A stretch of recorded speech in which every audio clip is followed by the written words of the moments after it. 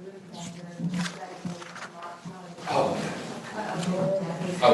We are on. Okay, we're on. Okay, let's call this meeting to order. Okay, roll call. Ready. Sarah Glanville, Here. Dennis Scholl, Here. Eddie Oakley, Here. Ed Stafford, Here. Jake Walker Payne, Here. Richard Newbill, Here. Steve Monroe, Present. Kara Arena is absent this evening, Sherry Richmond, Here. and Rebecca Rayburn is actually not meeting with us this evening, but she is watching from another room in town. Okay, All right, we do have a forum. wonderful, wonderful. Okay, so the first we need is a consideration for approval of the minutes. So hopefully everyone had a chance to look over the minutes. Did anyone have any corrections that need to be made? No? Okay, can we have a motion to approve the minutes as I written? make a motion, we approve the minute. Thank you, Ed. And Steve, you were the second? Yes. Ed and Steve. All those in favor, say aye. Any opposed, say nay. Okay, the minutes are passed. Okay, so now we are continuing on with our public hearing for the rezoning request of 2221 Guilford College Road, 5300 Mackey Road, 2207 Guilford College Road, and 5303 Mackey Road. So I think we're all kind of know what we're in the middle of here. My thinking was, and let me all know what your thinking is that we hear from Jason from Benchmark, who can summarize our recommendations for us. And then I was thinking it would be maybe beneficial to, the summary was very nice that we've already received. But I thought it might be beneficial to kind of narrow down our must-haves, our should-haves, and our would be nice to haves or need more information of things we're recommending. So like one thing I know, I'm guessing will be a must-have is lower density. That's something that's been a pretty big topic, but there might be some other things that we've talked about that are summarized here that, they're should-haves, but they're not a make or break kind of thing. So, but I think it'd be beneficial to be clear about what we're pretty firm on. So we can do that or not do that, whatever you all think is beneficial. And then I don't know if Amanda has any things she can share with us in terms of, I don't want us to keep going on about topics that maybe have already been addressed by the developer. I would hate for the folks who are going to participate in public comment to be talking about something that's already been resolved by the developer, because they may have another topic that they want to use their 3 minutes on. And if they're spending it on something that's already been resolved, then it's not necessarily fair to them. So, I don't know if you are prepared to give just a synopsis of what's been changed or not, but that was kind of my thinking. And then we would open it up to public comment. That's my thought. Does that sound good to everyone? Yes, no, maybe? Yes. Okay, yes, okay. Amanda, did you want to step up now or? Okay, thank you. Thank you for the opportunity. I think Amanda and I go to the same hairdresser. Your hair looks amazing. Different mask makers. Yeah. It's true. Yes. So I'm actually very excited about the first point you said, where the board would sort of crystallize and solidify all the recommendations. I've been taking fastidious notes and reviewing the YouTube, which is very helpful as opposed to pre-pandemic. So I think we're well versed in what's been said, but it's not entirely clear to me on the prioritization of all that and whether there's consensus on certain things. So that will be extremely helpful.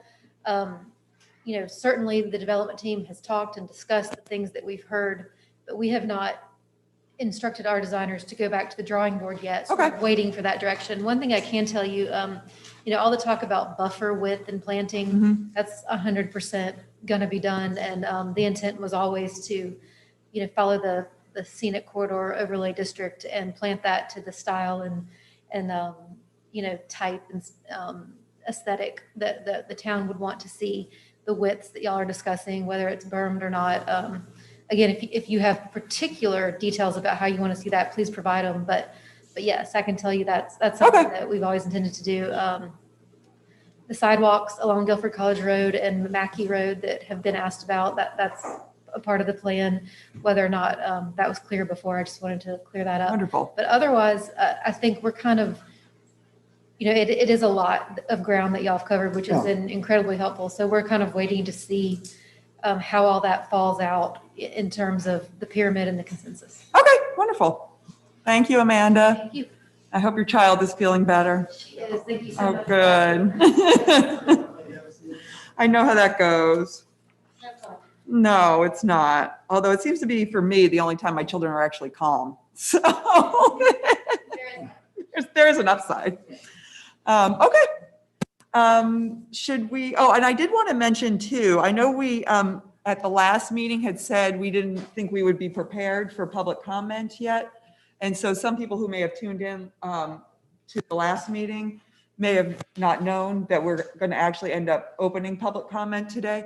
But I've already discussed with folks at the town that I would like to, even if we start public comment today, keep public comment open for at least one more meeting so that people who maybe didn't think it was happening tonight still have the opportunity. So, By all means.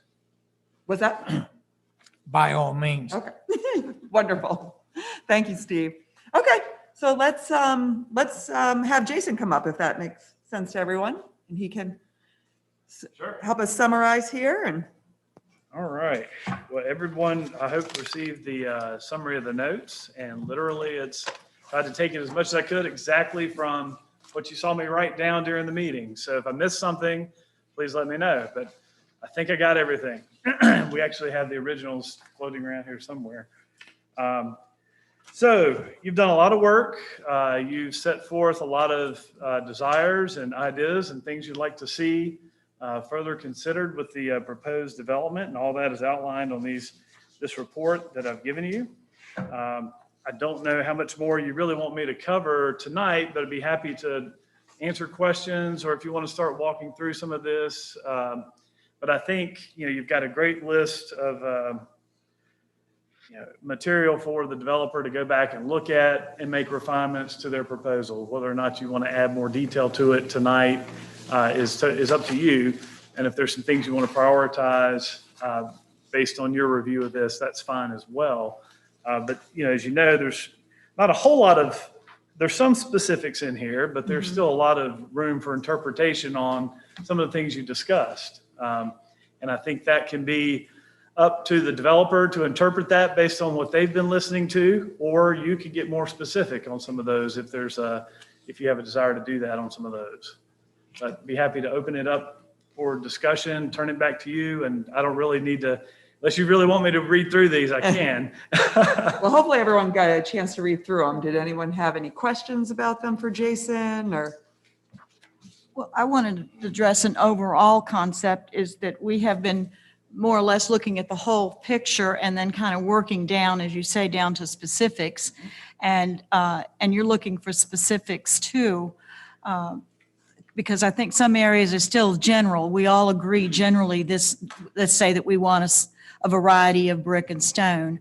Well, maybe they need to know, do we want 10% to have stone, or do we really want more of a variety? Let's say we're looking at 90% to have something on the front and leave 10% for vinyl. And I think that might be more helpful than just we want a variety. That's a little too vague for, I think, our purposes personally, if we can work down on some of those things. And even if we just started at what he has Yeah, that's listed what I was thinking. and just kind of go down, because I know the 2 meetings ago, you kind of looked around and said consensus, and that was on locations. So I think that meeting we did very well with consensus. And then we got into things that we all have a little bit of a different view on, and maybe narrow that down to help the developer. Yeah, I think that would be good if we just go through the list the way he's written it and prioritize those.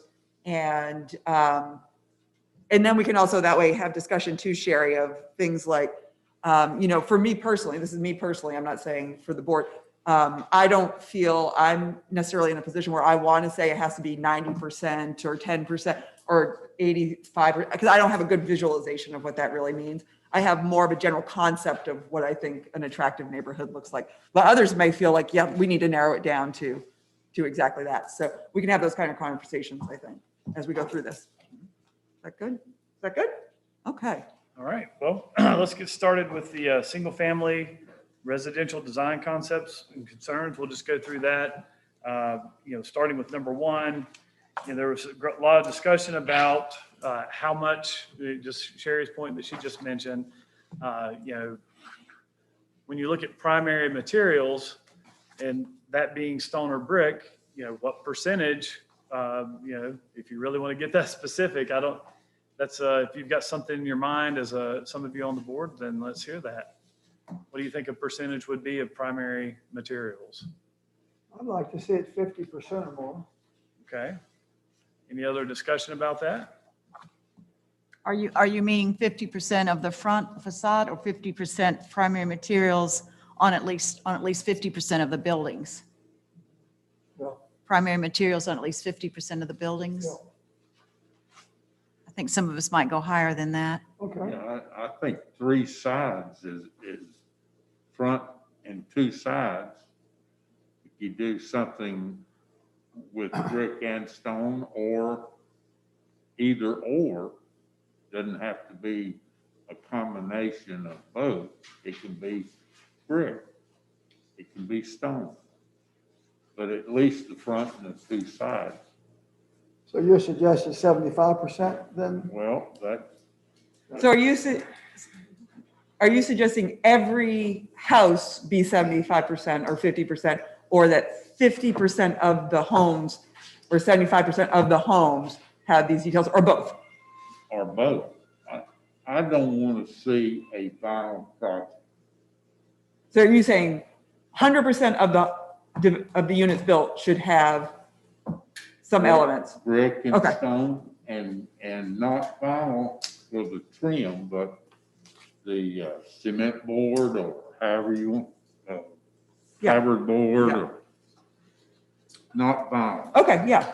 I think I vinyl, just wasn't sure if you meant 50% of an individual unit or of the community as a yeah, whole. and I don't mean 3 foot up from the Mm-hmm, mm-hmm. foundation.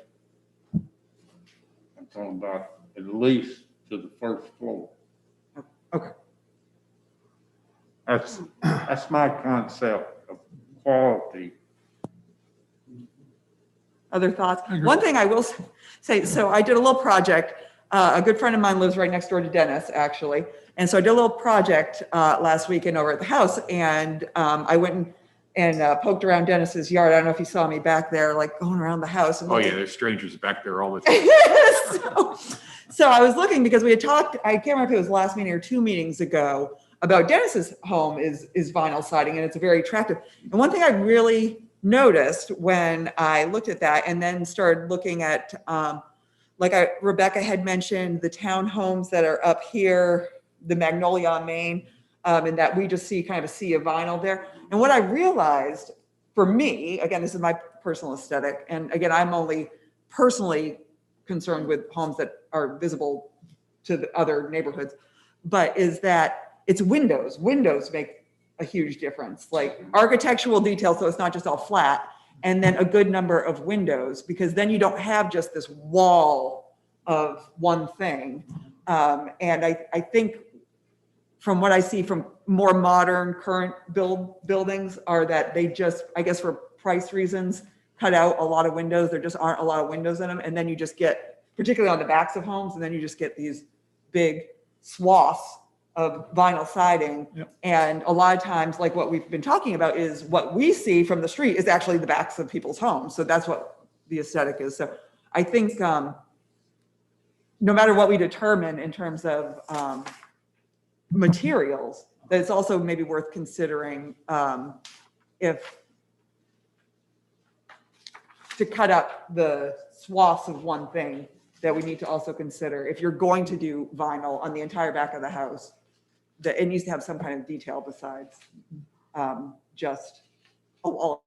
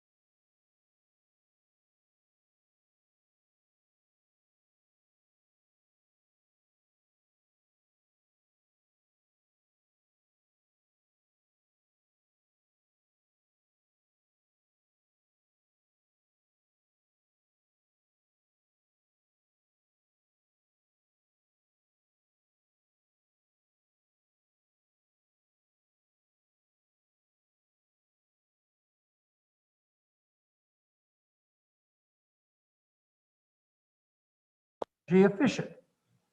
If not, Duke Power can care.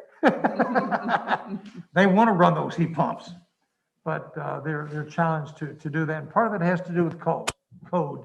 And we could pursue that, but I won't do that tonight. Well, another thing we run into is so many of the new floor plans are so open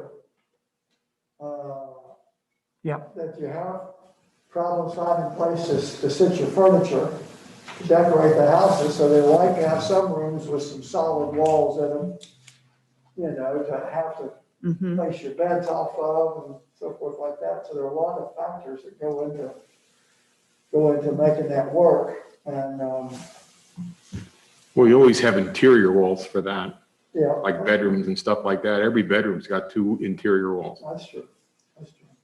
I was just throwing the window thing out there because that's what I've noticed. That's what makes the difference, it seems, is that if you have some kind of architectural design Attractive windows. or windows that break up the mass of one material, that's just what I have observed in the last 2 weeks since we met last. So it's nothing I'm fixated on. I was just throwing out there. It's a way to make something that might not look all that attractive when it's compacted into one big thing.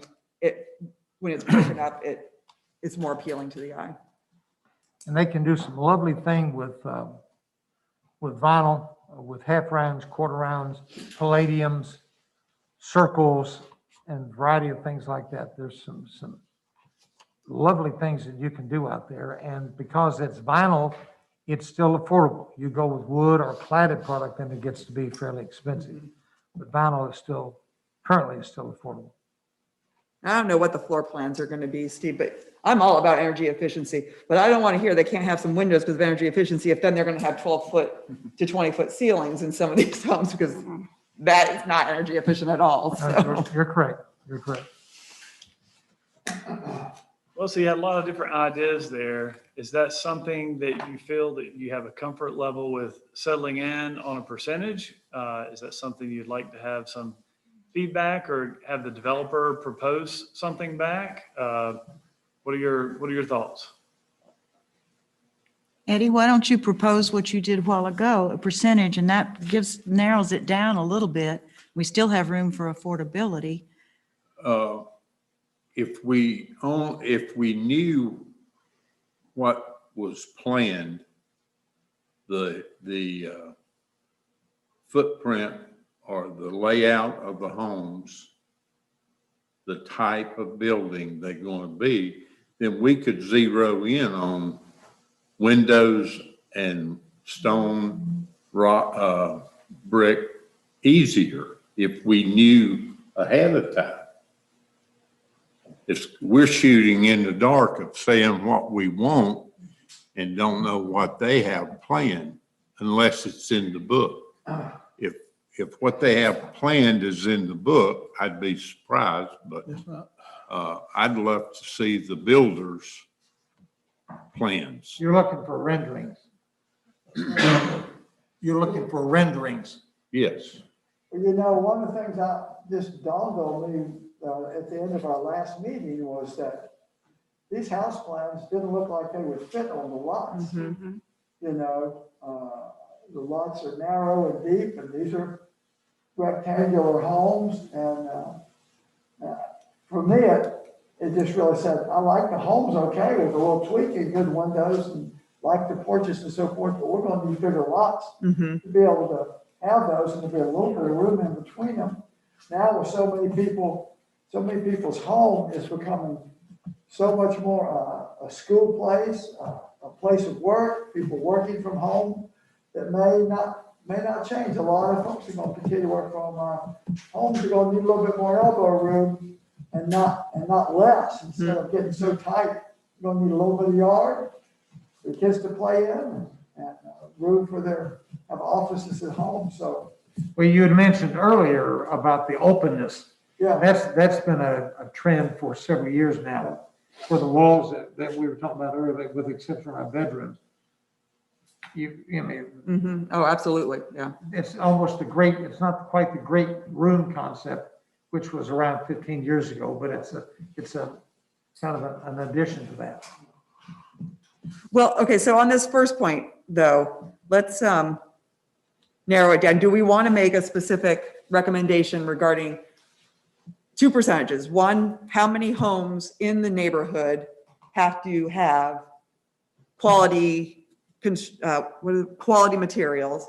And how many, and of that percentage of homes, that whatever it is, 100% of the homes, 75% of the homes, whatever, how much on those homes should be these, I'm just calling them quality materials because that was the term that came up, but like stone and brick and that kind of thing. Do we want to get that specific? I personally do, because I think they need it. I mean, I don't know. Amanda, did you have? If I may, just to Yeah. the extent it's helpful in focusing the discussion, I think we do need direction just to know that we're not, toiling in the traces down the wrong places. But when we're dealing with something of this scale, and there's going to be so many different varieties and variations, to me, just sitting here listening, it's much more helpful to hear all the various aspects that you guys consider quality, and then let us weave that together and show you something in the form of a rendering next time. Here's what for you were guys to saying, Eddie, respond yeah. to. And that way you don't have to make such a narrow list, and then if we get it wrong, it's just gonna be all wrong. Right, okay, As opposed to just tell me what you'd like to see, and we'll put it together. and show Okay. you. okay. Well, one of the things that, that's available to you in vinyl is there are degrees and it's based on thickness. And so you could agree on the thickness of what we'll call builder grade that you would find in tract housing, and this is, I think, a step above tract housing. Then you could specify that, and you've just excluded some manufacturers. And boy, do they get creative when it comes to this, because it's thicker, they can do more stuff with that profile than you can otherwise. So there's the folks that are into the design, Amanda, if they've got those in mind, that and then the enhancements that we've already talked about that are also vinyl, some of the stuff that they've stolen from New Orleans. You take some of that and throw that stuff in there, it makes for lovely facades. It really does. And it breaks up the monotony, Yeah, and it's affordable. okay. Well, it sounds like you all covered the first 2 or 3 bullet points in, a little bit more detail. You didn't provide specific direction, but it sounds like, you've provided at least enough additional direction that they feel comfortable coming back with some ideas. Is that correct interpretation? Again, this is not my area of focus, so I'm going to leave it to those of you. But what I was thinking is we definitely probably want on our must-have list as one of our priorities is quality materials. Right. Yeah. Mhm. I think we want a quality development. Yeah, I don't want a bunch of junk. right, like the track. I don't want future slums. We want it to look like Jamestown. Yeah, We don't yeah. want to look like a future slum. So quality materials is at least on the must-have list. And you may include that our discussions were on like 75% of a building, and we're 50 to 75% of the houses is in our discussion, not in agreement, but in discussion. Okay. All right. And I think that covers, so if you flip to page 2, I think our discussion included that first bullet point, and we did discuss a little bit about windows and architectural details. Any other discussion about those first 2 bullet points?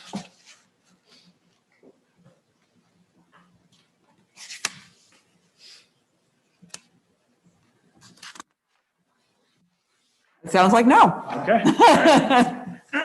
So the use of slabs, crawl space, or basements should be based on the topography and types of residential structures within the proposed development. From our last discussion, there did not seem to be, I think the focus there was from an appearance standpoint, is that a priority? And I think from what we heard and summarized from the last meeting, that wasn't the appearance and whether or not it was crawl space, slab, et cetera, that did not seem to be a concern. Has that changed, or are there any additional comments on that one? That's pretty accurate. Yeah, I think so. Yeah. Were we talking about slabs for the individual homes? I think we were not real thrilled with that idea, but that the townhomes slabs were workable. Is that, and age targeted, is that right from what my memory? Yes. I think so, I yeah. think so, yeah. Yeah, Yeah, I don't think slabs were what we preferred for the single for family. the single Okay. family, yeah. All right. Well, that, Preferred the crawl space, is that correct? So that would be correction. that was not made clear last time, but I can add that. That's not a problem. So are we saying that's The a, most of the people that called me in the last week and a half, about 8 of them, 8 Right. phone calls, were concerned about slabs. They didn't know what slabs were I got or you. what we were talking about. How can you build a townhome on a slab, but you can't build a home on a slab? But they couldn't visualize the, Okay. so if, maybe we need to define that a little bit, or we know we're gonna have them. Yeah. gotta I have mean, some. it's development sense to have, 'em. But you don't have to have everything. Well, you could specify and say, single family attached would have slabs, single family detached would be crawl. based on topography, right? Yes, So maybe we need to define it a little bit better. Maybe not tonight. I don't know if tonight's the Well, I time. think it sounds like you've, made a distinction, single-family homes, you would like to see with the crawl space. Crawls and basements, more crawls and That basements. sounded, I didn't see anybody shaking no to that. And then the general application of that principle, to other structures would be based on topography, Right. et cetera. And I think for a definition of slab, I thought it was a pretty universally known concept, but maybe, I don't know, Steve, do you want to speak to what it is? So we have it in the minutes, or people could Google it. I mean, it's a concrete slab, right? You can't go down below your house. You gotta remember, everyone's not computer savvy, That's a good point, Eddie. That's a very good point. and there's very few slabs in Jamestown or Cedarwood. Yeah. well, that's because of the age of the house, but if you go on the other side of Guilford County to the areas that have expanded, that have exploded, you'll find slab houses in the $300,000 range. Yeah, well, That's just because of the cost of what it takes, and I can't give you a per square foot cost, shame on me, but there is a definite dollar amount between slab per square foot and crawl space per square foot. Yeah. Oh, I'm sure. If we're going back up to some high quality, which we need to remember that we have to add some of that, then the house does look better with a crawl space. It just looks, to me it does, and it fits more with Jamestown, unless we want to change a whole bunch of houses that don't look like anything like Jamestown. So if we have crawl space, just a small space, I guess that's where I am with the majority of the houses anyway. Just for looks, we do have to have some high quality features in these houses. So Sherry and others, do you consider the crawl spaces for the single-family detached home, as topography allows, is that a must-have, a should-have, a want-to-have?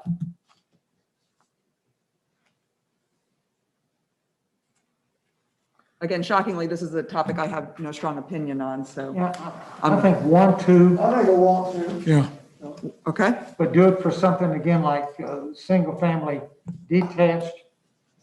And I don't recall off the top of my head, Amanda, how many you all are forecasting to build that would be detached single family as opposed to attached. But attached would be slab. That would drive that would allow those attached to be far more affordable than detached, and would give, well, you know what that does for your comps, Eddie. Okay, so are others in agreement the way I've I framed it in my head so we can prioritize is must-have is, we must have it. Should have is like the next level. That's really something that should be strongly considered. And then want to have is like, in best case scenario, this is what we would have. So is, Let's do that. okay, we want under the want to have, Nice to have. How about should have? should have. Should have. Okay. Should have, I agree, should have. So second level. Second one. Okay. All right. Moving on to buffering screening of mechanical equipment. Using your board chair's ranking there. Is that a 1, 2, or 3? I know for me personally, that's a 3. Again, for me personally, everything's based on what I can see from the street if I don't live in this neighborhood. So anything that can be seen by the street definitely needs to be buffered. But in the neighborhood itself, I don't have a strong opinion, so I would consider it a want to have, but I will leave it up to others who may feel differently. I agree about that. Yeah, I do too. So that's a 3? All right. Let's make it a lot easier to take notes. You discussed at the last meeting having a porch covered entrance, something along the front of the house, not just a, flat. You wanted to have some place that someone could get out of the rain when they're coming in, usable porch. Is that still, what is that on your list? For the senior sensitive housing, for the maturing adults, you gotta have it. Must have for, And it's gotta be Age-targeted. bigger than your, whatever they have planned. Just because those folks don't move as quickly as we younger folk. And some time for them to get up, particularly if they've got to transfer from wheelchair to in or out or in and that type of stuff. Mhm. But everything else could have a standard porch, whatever that would be, 3 feet, 4 feet. Well, we wanted quality looking, and we thought a lot of those different Mhm. porches they put on made the fronts of the house interesting, Yes, kept them from being, looking like track houses and just Yes. plain front where you stand out in the rain, but someone gets to the door, so. And they I can like do, their concepts, they had different shapes, different sizes of porches, but everything had some kind of extra porch on it. So I think it's a should have. should have, okay. yeah, should have, and they can do from That gives you a little flexibility, from an architectural standpoint, they can do some lovely things with columns. that's right.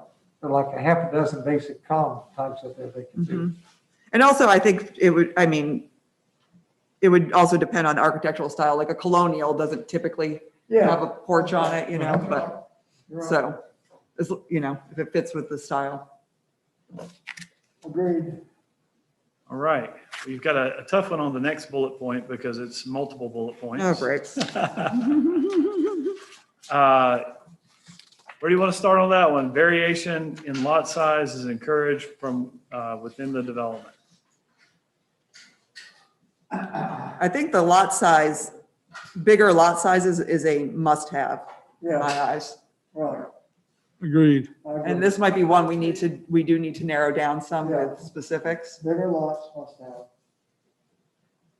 Now, does it necessarily mean for like the townhomes and stuff that I don't have a strong opinion about that, but again, in just my travels in the last couple of weeks, well, through this whole process, but particularly in the last couple of weeks, just looking at different neighborhoods. And like I was in Whittington Hall this morning, I was in Forestdale East the other day. I live in Forestdale North, and it is nicer when the houses are further apart from one and not right on top of each other. So, and it would also, which I think is going to end up being one of our must-haves, is reduction in density, which would, yeah. There's All supposed to be right. a light on here. The light's on. The green light's on. You see it, Sherry? Okay, okay. Yeah. No, there was another one on a while ago. Oh, okay, okay. Light, okay. We had some malfunctions, some It was- technology Set on a malfunctions. little Battery. Oh, okay, okay. During the break, I'll probably. Oh, yeah, Dennis's is out too. That's right, you can hear. Just right here, yes, this one. So if you look at the We'll other, take a break. I'll Okay. swap out. Thank you, sir. 20, 30 minutes. Okay, so must-have is bigger lot sizes, right? Yes, Yes. Is it for the entire community or? for all the single family. No, you need them for the. You need them for townhomes too. So for all, I think for all of it, and I don't know if that's something we needed to study a little bit more about, to look at footage. Because as I said earlier, we kind of got a big circle about how we felt about things, and should we get down to how much larger should the single-family homes lots be? well, I know we've asked, I think at least one meeting, what the current, what our current zoning is for, in terms of the size of a lot. And do we know that yet? Matthew or Katie, do we know? Has anyone dug that up for us? I'm sorry, I was The, attending to the other issues. what our current zoning for a single-family residential neighborhood says for the size of a lot? So minimum square footage requirement on single family is 10,000 square foot, but again, I'm gonna reiterate, this is a plan unit development. It's infinitely flexible, and it's up for the board and the Yeah. developer to come up with something that works for everyone. Yeah, okay. But it gives us a frame of reference. So when, Correct. so we understand when we're looking at the current neighborhoods we have, no lot size is less than 10,000 square feet. And these are 6360 and 6500 for the Yeah, that's, Well, Matthew, S1, S2. for a long time, 15,000 square feet were like Forestdale North, Forestdale East. I guess Whittington Hall is 12,000 square feet.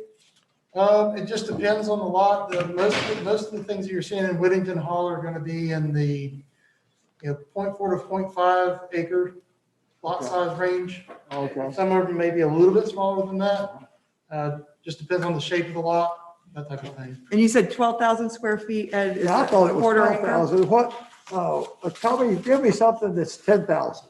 200 by 500. Yeah, but I What- mean, A property that sits on something 20 by like that. 500. Off the top of my head, I couldn't give you a specific property that's 10,000 or thereabouts. So 200 by 50, that's 10,000. right. Or, I guess we're asking for a 100 by neighborhood that 100. we can visualize this small. And these are all much smaller than Yeah, that. I don't think we can visualize We can't anything in visualize town these, they're that's too small. These are too small. We agreed to We don't that. have anything. Even for the townhouses, they're too small. You can't have a 20-foot wide house. You Yeah. can't. So do we have a sense of what we want to recommend for a minimum lot size? Or a range maybe that we want to recommend? Well, for single-family home, there's nothing This wrong has with the 7 10,000, is there? With what? There's nothing wrong with the 10,000, is there for? Not that I see. Minimum. Minimum, yeah. And based on the topography, I mean, if you look at Whittington Hall, what did you say that was, 12,000 or something like that? that's what I thought it was. Some of those are a lot larger because of the cul-de-sacs, the way Yeah. the way the properties shoot out the Yeah. back. Yeah. Some of those are a lot larger than that. I mean, the ones next to me are probably the minimum, they're 12,000 feet, and they're plenty big. Of course, those are really, really big houses. too. Yeah, Those yeah, are much bigger houses than these are gonna be. yeah, Yeah, So you're looking for space in between. yeah, I mean, my development, I've got 10 feet. yeah, And Will's got 10 feet. yeah, So we've got 20 20 feet feet. between houses. Yeah. It's plenty. yeah, yeah. I'm Yeah. right here. I'm in Forestdale East. I'm Okay. right here. Where am I? I'm over here. But my neighbor and I have, I think 15. Is that the minimum you can have, I think, is 15? Well, you just said 10. Is it 10? It is tight, it's tight. well, Forestdale North and Forestdale East are 15,000 square foot. If I may, some of the houses that are in original Forestdale are in that 10,000. Okay, okay, that gives an idea of that. Thereabouts. It's about a Okay. quarter of an acre. Okay, The original Forestdale, that's. That's the for you. smaller That's the ones houses, right up by the towards- elementary school. yeah, by the elementary school, yeah. And those do tend to be smaller houses overall on those lots. They're not So- all that way, I just want to give you. Yeah, no, it gives us a Visual. visualization. Well, I mean, I personally don't think again, this is me personally, I don't think it's fair to go any more restrictive than what code, our zoning is for other single-family residential neighborhoods. But I also think it is fair if we want to, we don't have to, but if we want to require that, at least that for this neighborhood. That would reduce density. Yeah,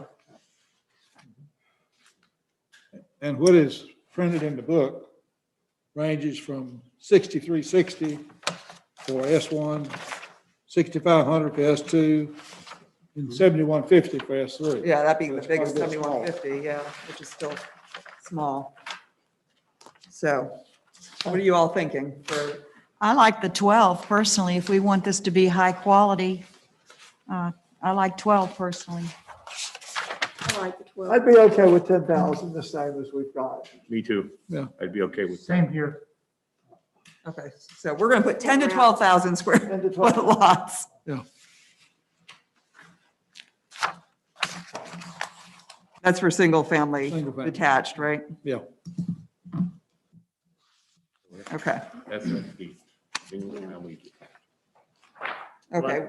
I think also looking at these bullet points that Jason was just talking about, the setbacks, I think we also were in agreement, were too small because it was going to inhibit ability for parking. Well, if you have, Okay. again, we talked about 2-car garages. Yeah. And again, I like your idea of the 2-car garages on the ends. And Yeah, on the- singles in between. But Oh, we're still talking about the single family. oh, I'm sorry, yeah, I'm Yeah, sorry. sorry. You gotta have 2 cars on Yeah. at least 2.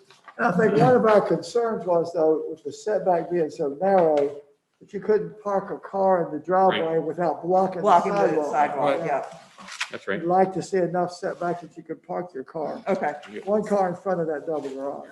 So is that a must-have, a should-have, or a want-to-have? I think that's a The must. setback for a car, Yeah, that's gotta be a must. must-have. I think a must-have Okay. because this is the daily living of the people Yeah. every day dealing with a car. And I think this is gonna be a really walking neighborhood. People are gonna walk all the time. You Yeah. can Go out around the car, get out in the road. Well, and any of us who have ever pushed a wheelchair or a stroller Yeah. know that it's very hard when you have to get off that Yeah. sidewalk and then try to get back on it, so, I push a wheelchair every day. yeah. So, You know, I know. So does someone have the footage for this, or is this just a recommendation that it be? I don't know the square, what the, or Yeah, I don't know setback what footage that would be, is. linear footage would be. What's required, you know what our requirements are now? minimum setback on the front, is it 30 feet, For a 35? single family? Yeah. It's 15, Oh, 15. right. You can't get many cars. You need No. 20 at least to get a car, you know. Well, the S1s and S2s, they're like 18 to 22 feet. Setbacks. They all three are. Okay. Yep, I think, at least for now, we can say it has to be able to fit a single car in front of the garage and not block the sidewalk. Yeah. We had a recommendation that of would be change 20. the range from 8 feet to 10 feet of change. So that was an agreement earlier, if I'm reading that correctly. Consider a range with 8 foot to 10 foot of change, in other words, addition to, in other words, it would be 28, or 26. That's what we earlier said on that, in the next bullet there. If everybody is comfortable with that. I mean, I don't know, I think we have to, when we say it has to fit a car, I think we have to just, it's not going to be a smart car or my little Miata. I'm envisioning that an SUV needs to be able to fit there and not block the driveway. You're talking 20 feet. 20 feet, yeah. So at least 20 feet? Yeah. Okay. And that's a must-have, okay. Okay. Jason, I think we hit all the bullet points there. I didn't talk about garages, but that's, Oh, no, I mean the sub oh bullet yeah, I think points you got it. of that one bullet point. So we talked some about that last time about, when the garage is the main focus of the house, which we had talked about, the way these are laid out in the book is the garage would have to be the focal point of the house because of the way the lots are. So are we thinking that the garage focal point thing is a must-have, not a focal point, is a must-have, should have, or want to have? Want to have. Want to have, Should have. should have? Should have. Again, you're talking about how it looks, and when you see all just that garage, we talked about this in our other meeting about the look of just garage fronts. Mhm. And, you know, personally, if you, is that welcoming, you know, just to Right. see garages on a street? It's Or if not it's very set back or set to the side, a few of them set to the side. I think we said variety, but not just these rows of garage You faces. need 20 feet or better to make that turn coming in the side of that garage, and that really makes the lots wide. So, Well, those houses are gonna be on the corners, yeah, I think. yeah. The You're not corner- you're not gonna corners do you it, you're not can gonna a do it side for a house in the entry. middle of a Yeah. yard. That's too restricted, the lots are too small, way too small for that, even 10,000 feet. We talked about some of these garages could be rear entry, coming in from the rear Yeah. to break up the front, so. Yeah, I think what our main thing was just, it's not a house where the only thing you really see of the house from the front is the garage. And then there's a door right here next to it to go in. And I think there's a variety of ways. I think that this is what we kind of talked about. There's a variety of ways to achieve a different look than that. The house I grew up in was a colonial and it had the garage on the side. And to me, that looked fine because it wasn't the only thing you see about the house. I think that was what we were trying to avoid, was where you just see a sea of garages with little front doors next to them. But I like the way most of these porches come out further than the Mhm. front of the garage. Yeah. So that the porch becomes more of your focus Mhm. rather than the garage. Yeah. Totally agree. And so it seems like, you know, and then some of the garages are equal with the living area on the other side, have a recessed porch. Mhm. But, you know, we're going to so many subdivisions and you've got a garage and it's 6 or 8 feet out past the body Yeah. of the house. There's nothing you can see but the Yeah. garage. And then you have what, 12 to, I don't know, I'm making up numbers, 12 to 16 foot of garage and then maybe 8 foot of an entry. Yeah. And yeah. so but when it's a little more evened out, even when it's. Yeah, if you look outside. at these plans though, it looks Yeah. like they've tried to address that, keeping it from being so prominent Yep. on most of the plans. I mean- Really, These 6 pictures have a lot of variety as far as roof lines too. Yeah. I mean, I like- that makes I a like big when I it. look at these houses, I don't necessarily see the garage, I see the roof. Yeah. Yeah. Yeah. And that makes a huge difference. Yeah, For sure. Well, these aren't as bad as the townhouses though. No, but we're only talking single family now. We're Yeah. not talking, the row homes are a completely different It story. sounds like a number one on that one. Is that, What, say that again? sounds like a number one to me. Sounds like everybody thinks that's really Oh, it's a important. must have? Yeah. What's the must have again? The garage not being the focus of the house? Well, again, I look at these and I don't think they would be if you Okay, had. if we went by These that. roof lines are really quite attractive. they So really I are. wrote it under a should have, but are we? I wish we had some with side entry, larger lots. Wish we had some larger lots. We talked about variety. Well, you'll have that on a corner. The corner lot. The So if corner we have- lots will have that I don't know automatically. what corner lots you would have, but if you have corner lots, maybe with side, that would break up that look of just garage It would, doors it would. Well, or set back. Guaranteed it would. yeah. I think too, I mean, what I'm envisioning, based on some of the neighborhoods that we've looked at that are a PUD, and then some that just are here in Jamestown is, or Jamestown adjacent, like Adams Farm, is that what I envision is you would have lots of different sizes and housing options of different Yeah. price points and, you know, different needs, like some would be, you know, like age targeted housing is not going to be a 5-bedroom house. So, but then you would have maybe bigger lots that would have a 5-bedroom house. That's what I'm envisioning, is a real mixed, like a mixed use, mixed architectural, mixed need development is my thought. I agree. I don't see enough of that variety from Yeah, agreed. affordable to a high end. Yeah. And we want this to have that wide span. I personally do. I want to see all of that. Yeah. Because it's so large and it needs to reflect all of Jamestown. Yeah. Yeah, and one of the things I think we saw in these, except for the minimal, Richard, that you just had brought up with the different square footage of lot sizes, the lot sizes don't have a lot of variety. That's not a huge difference from the 6,300 to the 7,100. I mean, that's not a big difference at all. And I'm envisioning a neighborhood where you do have a lot of variety. Some will be smaller lot sizes with smaller homes, and some will be bigger lot sizes with bigger homes. And That's what I would like to see. Are you thinking like 8,000 to 12,000 and trying to come up with a range? Would you allow? No. I liked the 10,000 for the minimum square foot for a lot, Mhm. but I'm saying it could go higher. And if we had that, then to this garage point and having side garages and stuff, no, the 10,000 square foot pieces of or lots wouldn't have a side garage. But if you had a bigger, like, I don't know, half-acre lot, then that would have a side garage. And that would be a bigger home, at a, Typically, your corner lots are a little wider because they have a side setback as well as a front setback. right. So that's where the side entry garages would come in. Yeah. I mean, I don't have a corner lot and I have a side entry garage. You do? Yeah. Well, I think that's a good point. Why not have that wide range and ask for some half-acre lots with a higher-end house Mhm.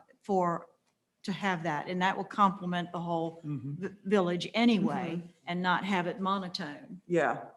but have all kinds of people there. So not only do we want a minimum square foot lot size, but we want a variety of lot sizes. Larger, maybe some half-acre at least.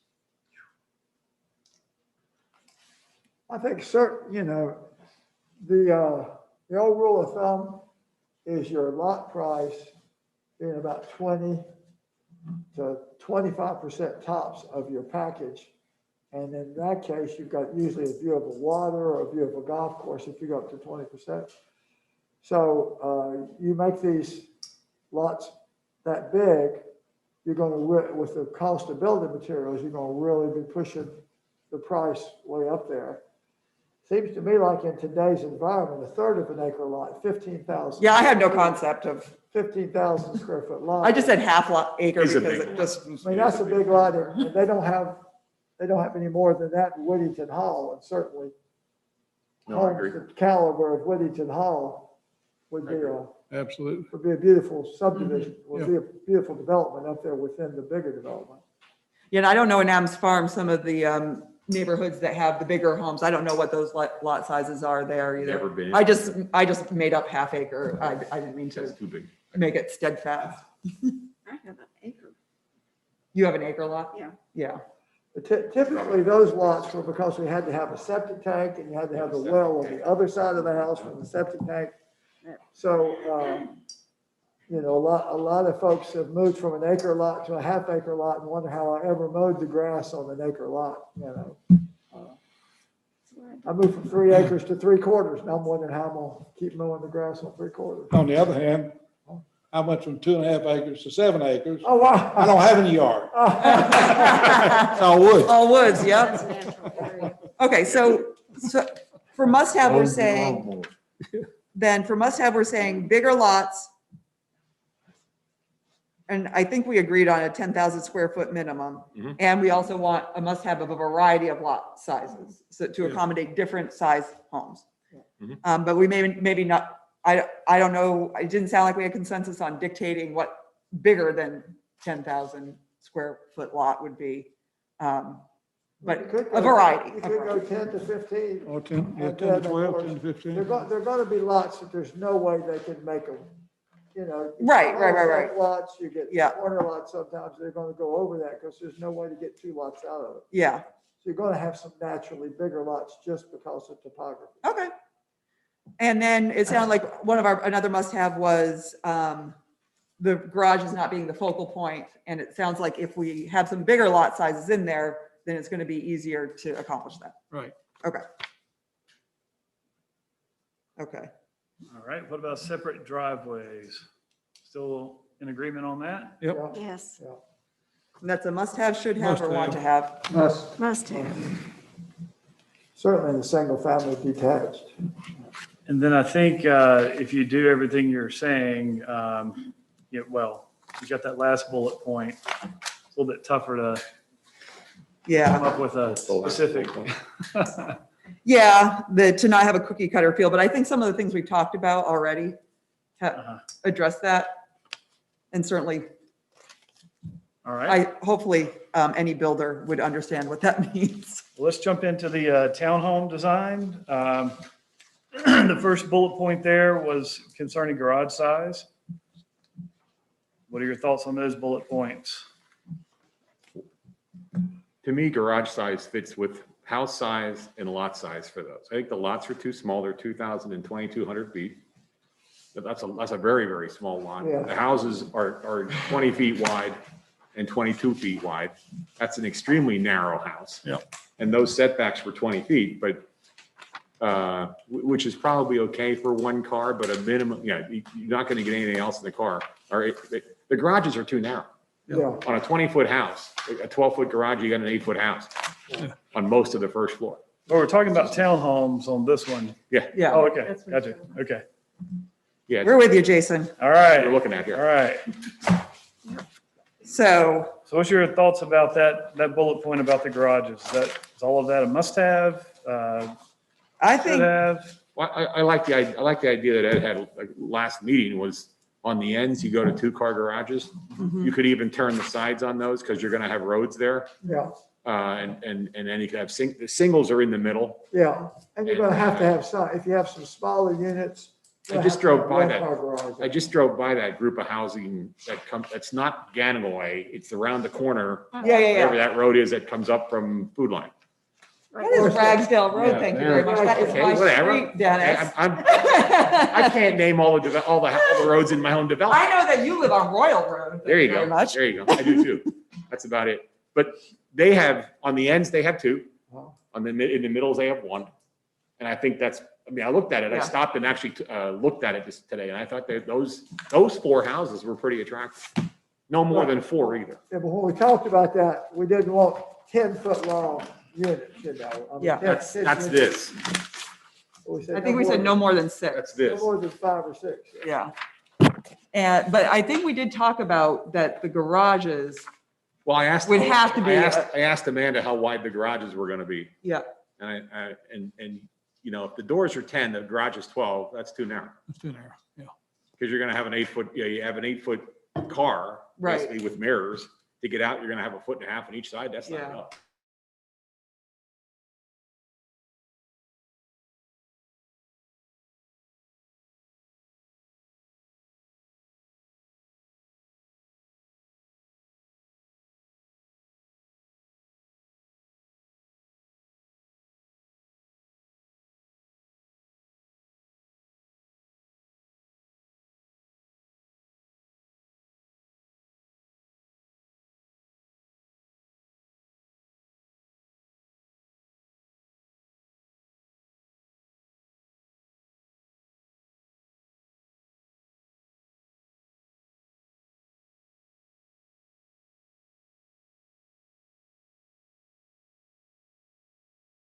Or no, it's a Wrangler. yes.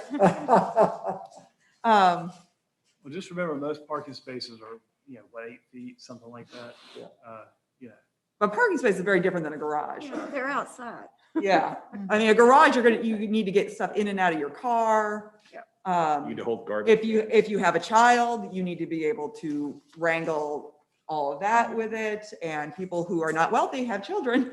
And so even if they do have less expensive cars, they still need room to get, same with, A 12-foot garage is still adequate, whether you Okay. have an 8-foot door and 9-foot door. okay. Didn't we decide on that before? Because it looks as though we did. had the size and we did that before. Yeah. Insure garages, we said insure. I think that's something that Jason looked around and we all nodded. Okay. So some of these things were, I think, pretty well decided with nods before. Yeah, 12 I foot didn't wide and anticipate any 24. further discussion on it. I thought you guys wanted to see that, frankly. Okay. Okay. Yeah, I thought that's Yeah. what we had. So at discussed. least 12 foot wide for the single car garage on the townhomes, right?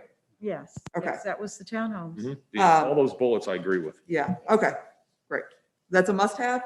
Yes. Okay. Yeah.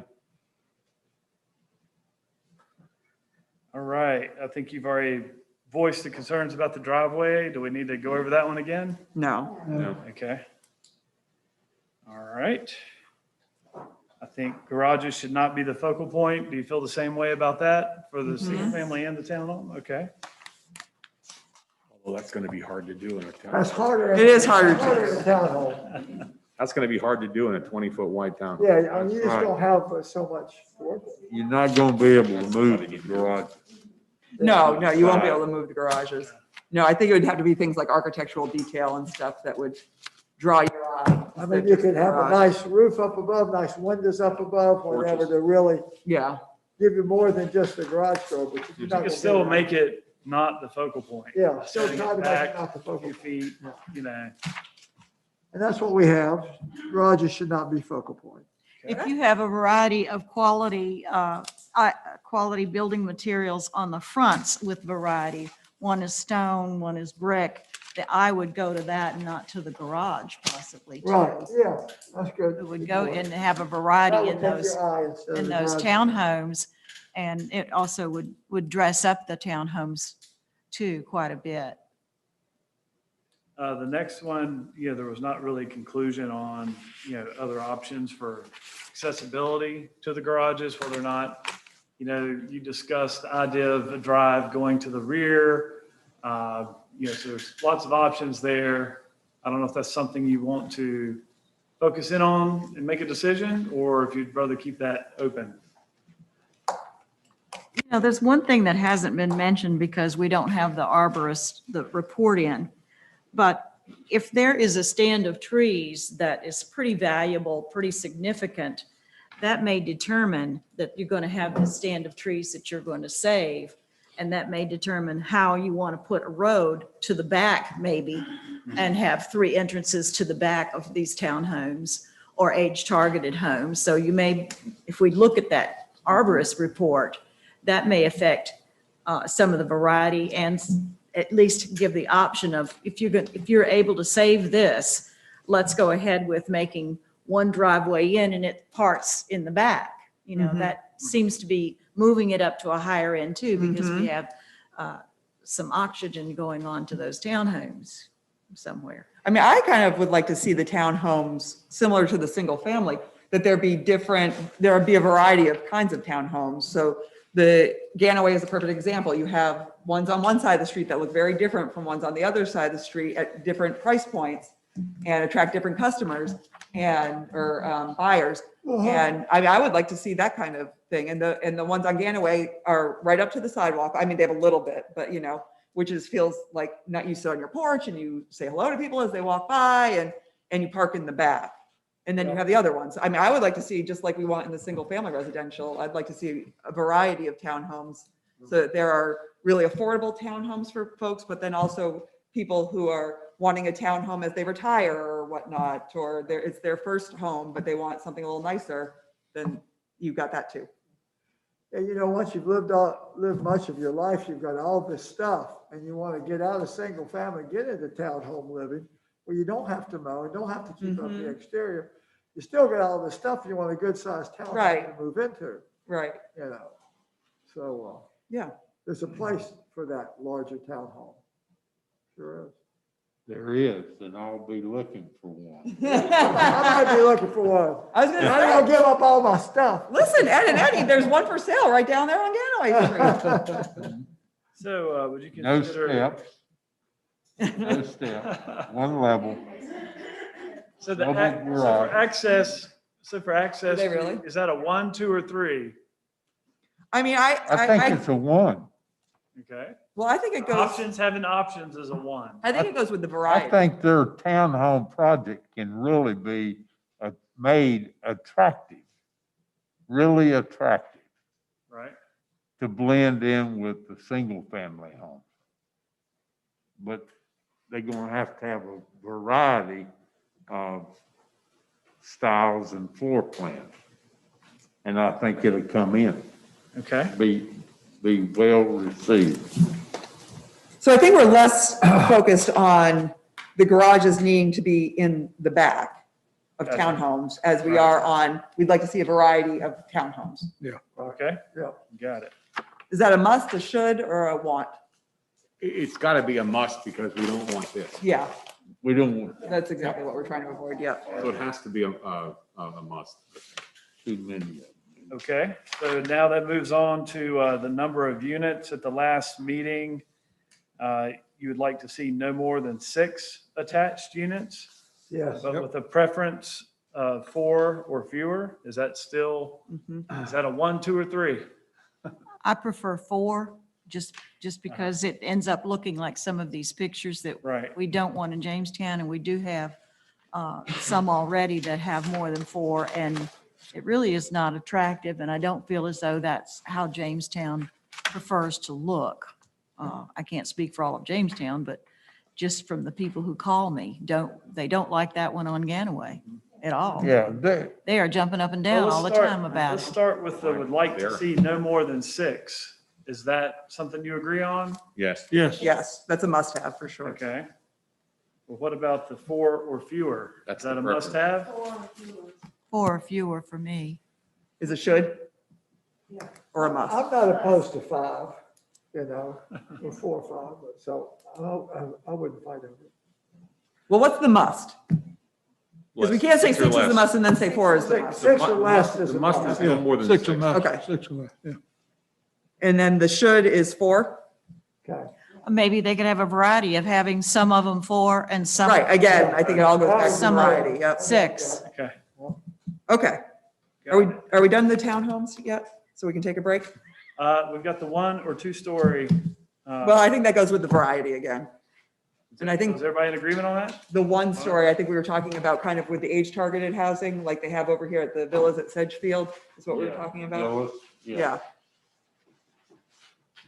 I'm good with that 1 or 2 story. Is that 1, 2, or 3? What? Is your preference must-have or your rating system, the should have or would like to have, want to have? Want to have.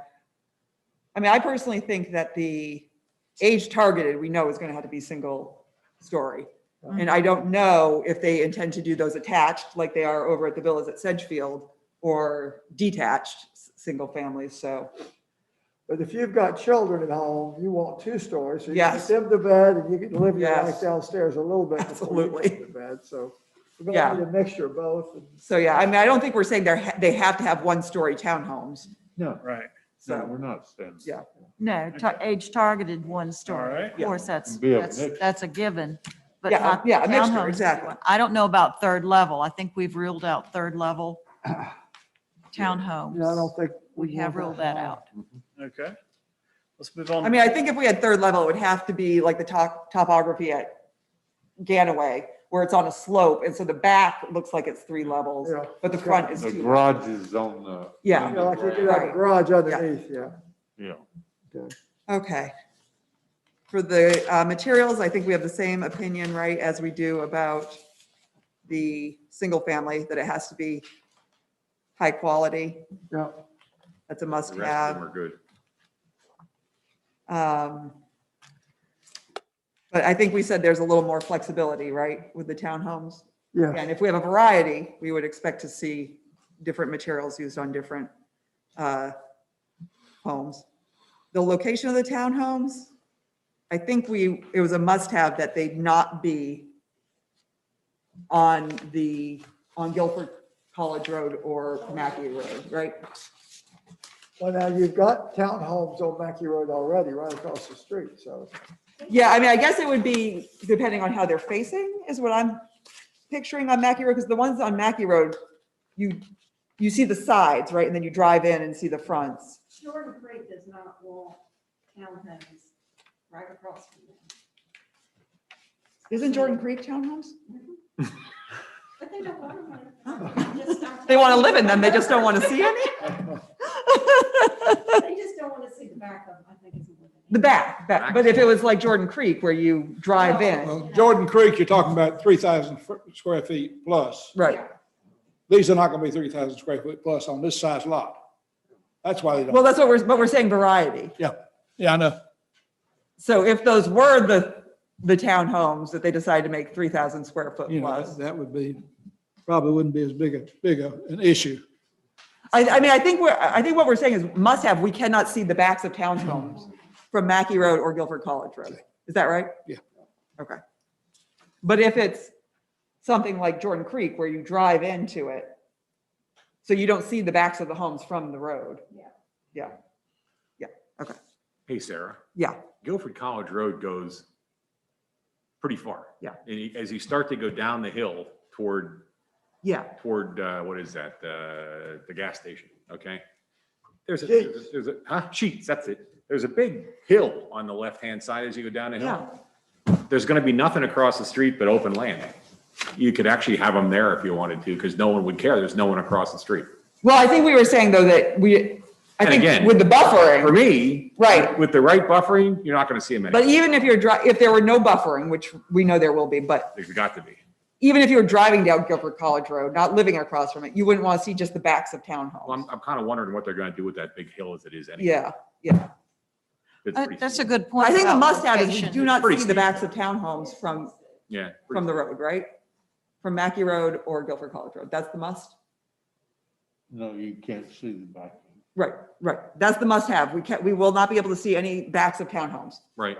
Well, I from- think we were from going to Guilford have. College or Mackey. Guilford College, we were going to put single family along Guilford College that goes across from Cedarwood. From Cedarwood, yeah. But we're just talking about the backs of townhomes right now. But you said Guilford College Road. It goes a long way though. Right, right. But regardless of where single-family homes are, we do not want to see any backs of townhomes on Guilford College Road or Mackey Road. And maybe that's because there are no townhomes on Guilford College Road, because there's only single-family homes.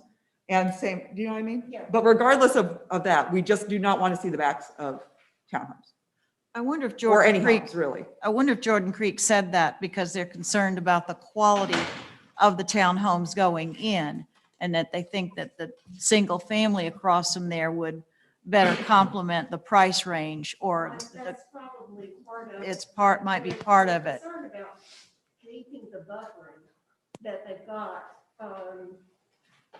which is, they've got a buffering from,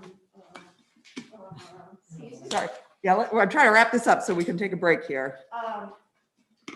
They've got buffering from the Guilford College side, which they're concerned about too, which is that small area. Yeah. Right now it's buffered, but they're also concerned about, Mackey Road. Okay, so, but we're gonna go, the next section after our break is the proposed location of things. Oh, But right now, can we agree that a must-have is we do not see the backs of townhomes from Mackey Road or Guilford College Road? Yeah. Yes. Okay, that's a must-have, right? Mhm. Okay. Okay, let's take a break. Let's take a 5-minute break. It is 7:15, so we'll come back at 7:20. Good?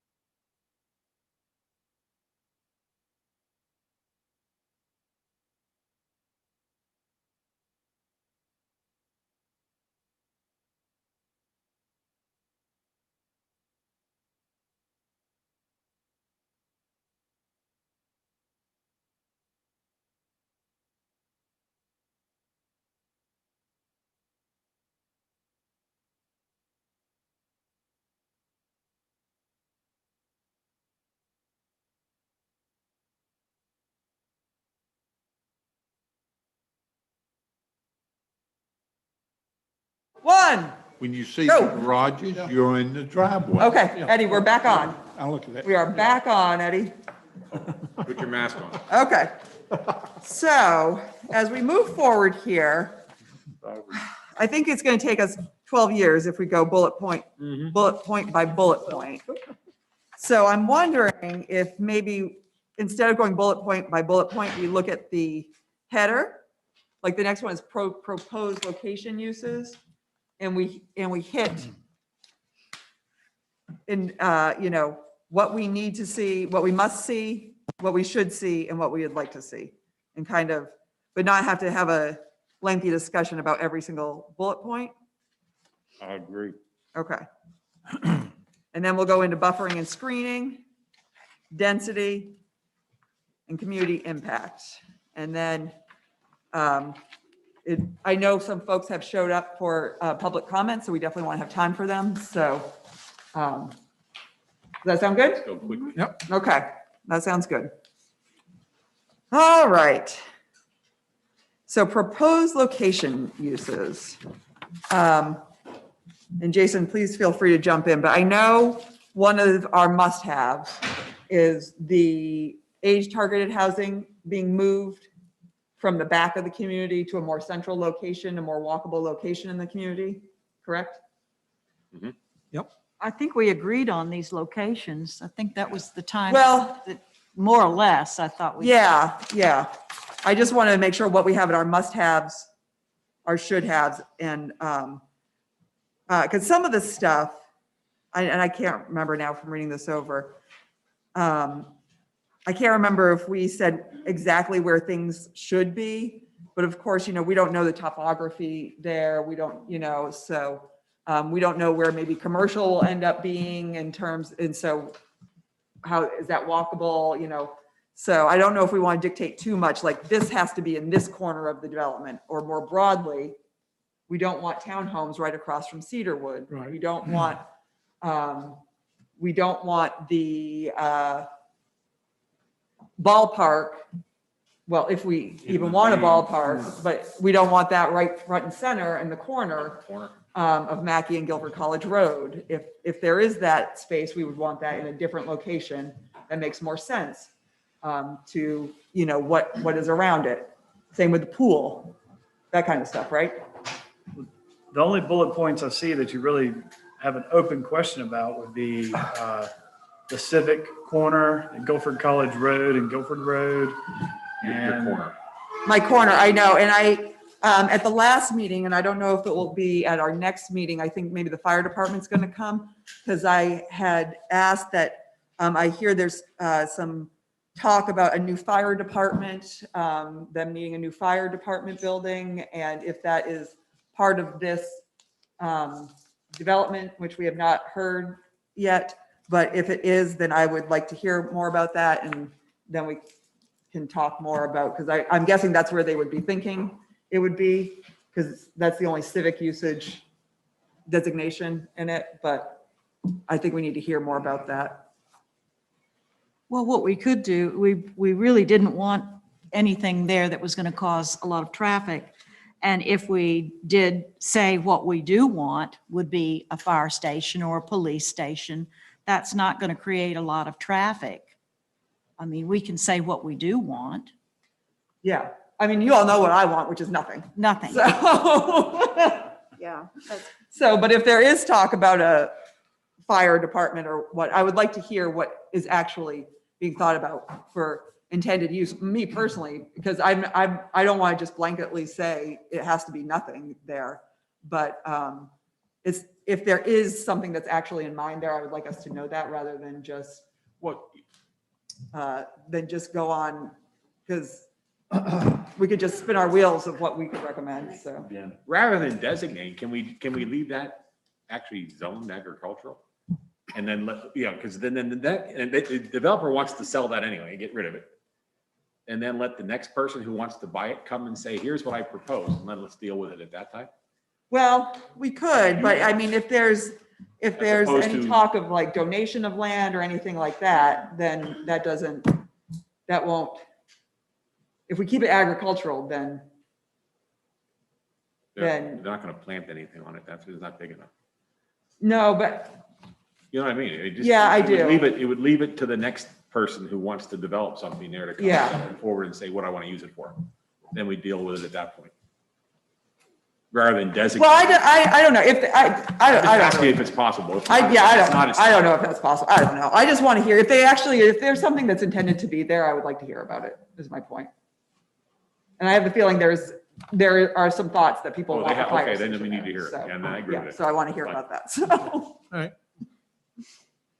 Well, just reading over that list, I don't really see anything that you disagreed about. No, I don't either. So I would just say, unless you have something to add to that list, we'll move to the next. Do you think all those are must-haves?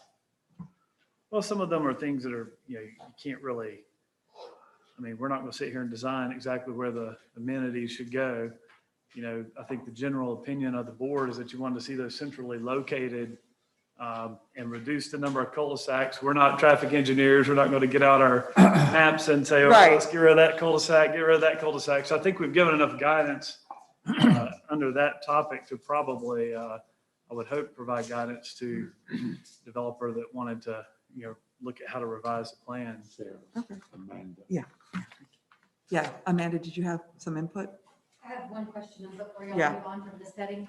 I agree that I think there'll be a good input on all this except for the farmer's market. It's pretty easy for us to yank that and we would, but I did not get a consensus on that last time. Thank you. Yeah, thank you. And Jason, I hear what you're saying. I just want to make sure that we have in the record what the planning board says, these are things we must see before we can agree to this. And so like things like the ball field cannot be in the corner, the pool cannot be in the corner, the age target housing cannot be in the back of the development. Those are all things from all our conversations, I'm understanding we must see those things Yeah. when they rework this plan. Now, other things like fewer cul-de-sacs, that's like maybe a want to have. But in terms of things that we have to see, I think we're single family across from Cedarwood. Those are all must-haves, right? Right. Okay, so I just want to make sure we have those down. But yeah, the farmer's market, I know we've heard a lot about people who are opposed to the farmer's market. I've actually heard feedback now of people who really like the idea of the farmer's market, with the understanding that it's not a Sandy Ridge farmer's market. It's not, you don't have the trucks coming in that people are worried about. It's like the Baptist church farmer's market, but it's on a Saturday afternoon and they have some overhangs. That I think that was what the vision was for the farmer's market, that it was not a functioning 7 days a week where we're going to sell, all the produce that Jamestown has. It's just for like, they used to have them all the time up in New England. I'm sure they still do when I lived there, but they would set up in a parking lot or whatnot and you would go, and just like the one in at the church, but some of them were in a more permanent space, would say. We don't need a permanent space. We don't need a farmer's market. I think, again, the people who want one have this vision of something like the Baptist church where it sounds wonderful, but to sustain it, for someone to make money, it's going to be year round and it's not going to be just produce from the local area. Well, Someone is going to be owning this property. They're going to be putting a building there. I don't think it's going to be a building, and my understanding is that the town would maintain it. I hadn't heard that. I never heard that. Okay. I Well, heard maybe it that's as a something we need to find commercial- out. I heard it as a commercial building. No, I thought it was going to be like, like at Sandy Ridge, how they have just like Yeah, canopy. canopy, thank you. Open Yeah, air canopy, built- open air, yes. That's exactly what I was envisioning. Saying who's gonna keep it up? My understanding is that the town, but I don't know. We need to hear about that, I guess. My understanding it would be the town, but that will be up to council once you bring it. Oh, okay, Right. okay. And I thought that would be added to Matthew's assignments as a help. He's making note of that. I would be in favor of one if it's narrowed down to what it really is going to be. Okay. But otherwise, Yeah, I think it would be in I- competition to Jamestown or competition to what the Baptist church is doing. And something that someone has to maintain. Is the town going to maintain it? If not, it's commercial, actually. There's not I don't know where the difference is between the two. And if it's commercial, they have to make money. Yeah, I mean, I guess I'm just really picturing exactly what the Baptist church thing is, but it has some canopy to it. But I don't know, maybe that's, Amanda, do you know, is that the intention of the farmer's market? Was there a vision for the farmer's market or? I think so. And it largely came out of the early meetings in February and the dialogue from that. That was something that was, we heard a lot. You know, if you need to do something non-residential, why can't it be something like the farmer's market? So as we explored that idea, it certainly trended more towards what you're describing, which is more of a, I don't want to say pop-up because Ms. Richmond is correct in that it, you know, wouldn't double as something else, but it also wouldn't be a brick and mortar, you know, store that you lock up each night. So for instance, we thought, yes, there would probably be some open air overhangs, canopies, stalls, however you want to call it. But then we thought it's a pretty large area, so we thought the back half could be community gardens where you could go and, you know, you have your own plot or neighborhoods could have a plot, that sort of thing. You know, it could be something where you do food trucks once a month. So I think I've heard the term multi-use space bantered about that. I think that's very much in keeping. But the main overall goal was to react and answer to a very, a pattern of a request that we heard. Sure. And that it would be something that we don't run to make money off of or sell to some, you know, farmers markets are us. I'm starting that business. I said that to, you know, highlight the point that it was meant to be reactionary to a community need. Yeah. So if that is a need and it's something you're interested in, I think our goal is just to provide you that opportunity and then the town can administer it how it would like to. Okay. Okay, thank you. So it sounds like to me, the farmer's market still remains a question mark. Okay. I think, again, it's sustainability, you know, who's going to manage it, who can afford to manage it. Our business is going to be eventually going in there to sustain it, you know, 2 years down the road or 3 years down the road. I want it to, would want it to remain a farmer's market, but things do change. So I guess those are good questions. Is it going to be something that the town has as liability? Maybe that's a question for the town council. Okay. So no direction. No direction. No direction on the farmer's market. Okay. All right. Thank you for asking. Yes. All right. Okay. Want to be clear. Buffering and screening. I think we heard a little bit about that at the beginning from the developer side about their desire to do buffering and screening. Are there any additional items that we need to add or clarify, or that if you want to ask the developer if they want to clarify some direction on those topics? Yeah, that's an easier place to start. I mean, this for me, and I know for Dennis, this is pretty much the biggest one for me. Well, no, I would say density in the schools is the biggest one for me. This is the second biggest one for me. I have a lot of must-haves with the buffering. Yeah, just the way it's written looks good. What's that? Just the way this was written looks good. Looks good. Personally, I'm still concerned about the area that's on Guilford College Road, close to Mackey. That actually, it is that corner there, and there isn't a natural buffer there already. There's some smaller trees, but there's no shielding there. And I still am very concerned about seeing the backs of homes from the road, whether they're townhomes or single-family homes. If it cannot be completely, if it can't completely disappear behind a buffer, I don't think we should be seeing the backs of homes, but that's my opinion on that. The developer then is going to keep all of the growth that is there, from what I'm understanding, that it's like across from Cedarwood on Guilford College Road, the natural trees that are there within this 50-foot buffer. In other words, they're not going to be taken out and something small put in. That's I don't know. I don't know. That's a good question I have. Yeah. Well, Because we have some beautiful trees there. Well, those little ones where the field is, the little ones, those little spruce trees right along Guilford College Road. if you want to put a berm in, you know, like a hump, you're going to have to move those trees because there's no hump there now.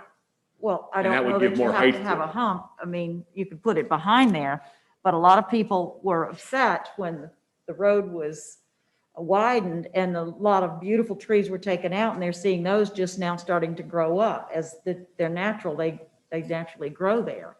And I think that was a concern that I'm getting anyway from my phone calls, is that they don't want to see all of that taken out and have, you know, a very formal kind of landscape put in there. They're enjoying the natural growth. And hardwoods, there's some hardwoods in there too, not just a bunch of scrub trees. That's, On the corner, yeah, I agree with you. yeah, there's a lot of natural, beautiful hardwoods. So would they be taken out and then a berm put in? I couldn't agree with that. You're taking away a lot of the natural beauty. And also the 50-foot buffer, does that include the possibility of turn lanes being made or some other lane being needed with that lane new, this is a traffic question, would they take away from that 50-foot buffer to widen a road or to do something else? Then we need a wider buffer. We need a buffer. And they've talked about it, that they want to do a good buffer, and this is something they want to do. I'm just expressing the phone calls I get. Yeah, They no, I want to think- save as much as they can of what is already there. I guess my thought would be, but I don't know if this is true, is that if there was a turn lane, that can't be considered part of the buffer. I would agree with that. They would have to be 50 feet after that. That's what Yeah. that's what just I'm intuitive asking. to me. I don't know that for sure, but That's what I'm asking. yeah. I don't know who knows that. I don't know who the person to ask on that is. Well, I don't know that. it wouldn't be a 50-foot buffer if you took a turn lane out of it. Right. Yeah, okay. Exactly. So Amanda says yes, no, a turn lane couldn't be considered part of the buffer. So the turn lane would be part of the buffer? No, would not. Oh, okay, I'm sorry. I didn't hear you. Yeah, it's okay. I know. It's hard to hear with all these masks Thank on. you. So the buffer then, as they build, would need to include enough room for a turn lane, which may come in 2 years or 3 years, would it? I mean, think if- if the development, you'll be putting in all your turning lanes When they you're start. doing this. Sure. Okay, okay, that's something I don't know. I don't think you'd have to say for the future. Okay, but yeah, that's, Did you have some insight on that, Amanda? Just if you need it, I don't want to hijack your discussion. No. We'll take it. No, I think that's right. Sequentially, you know, we're not allowed to start talking about the interior of our project boundaries until we know what they are. And so, you know, if we have to do infrastructure upgrades or dedications or anything like that, that comes off the top. And that's first.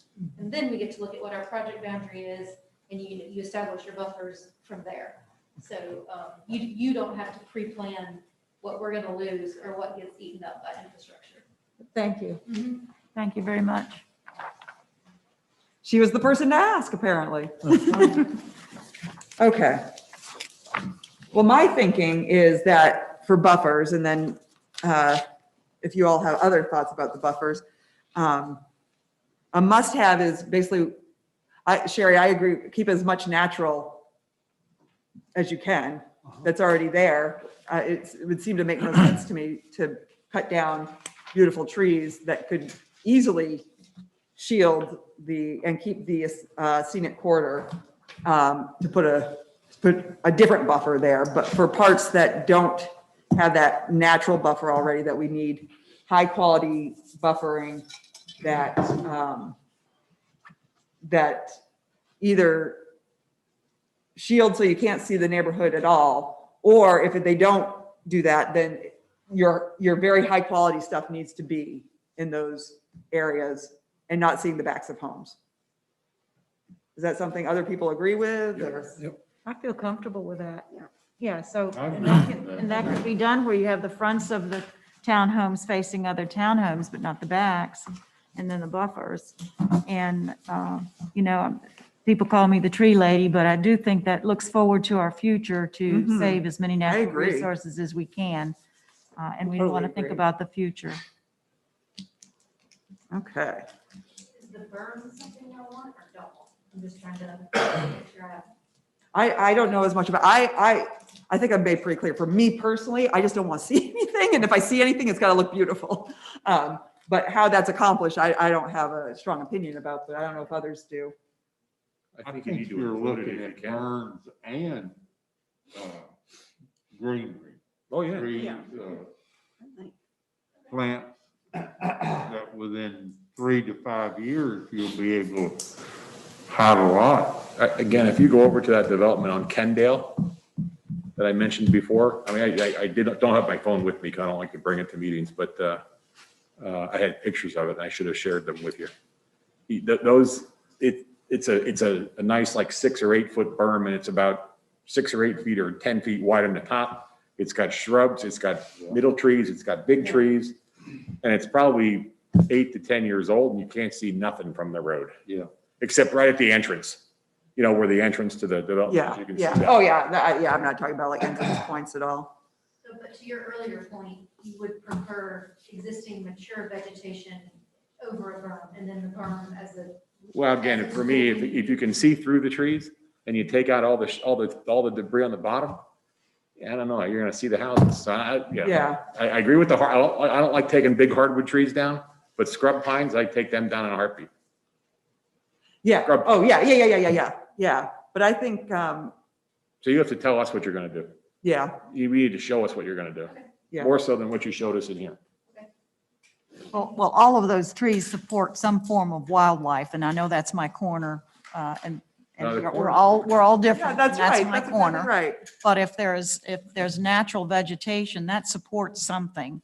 And if you can complement it with a berm in that location because of the terrain or whatever, but if a developer says, hey, I keep this and just add trees behind it, I think the developer has got the right idea about where a berm might be applicable and where it might not.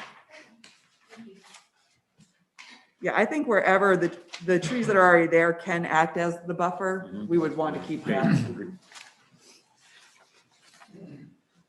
Okay, although not directly related to the berm and, buffering, street lighting kind of got pushed into that category last meeting we had. Oh, yeah.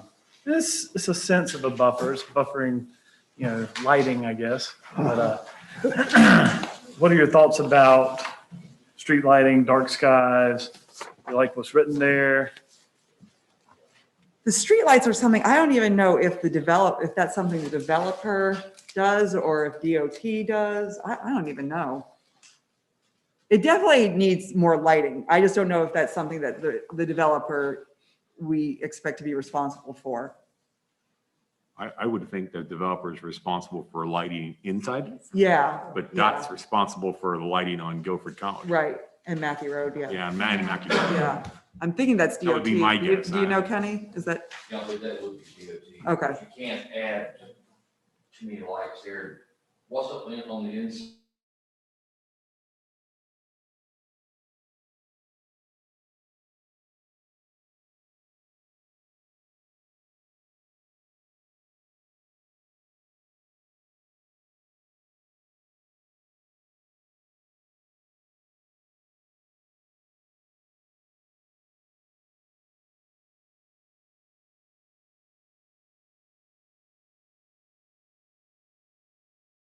that's a conversation for DOT is what I'm thinking?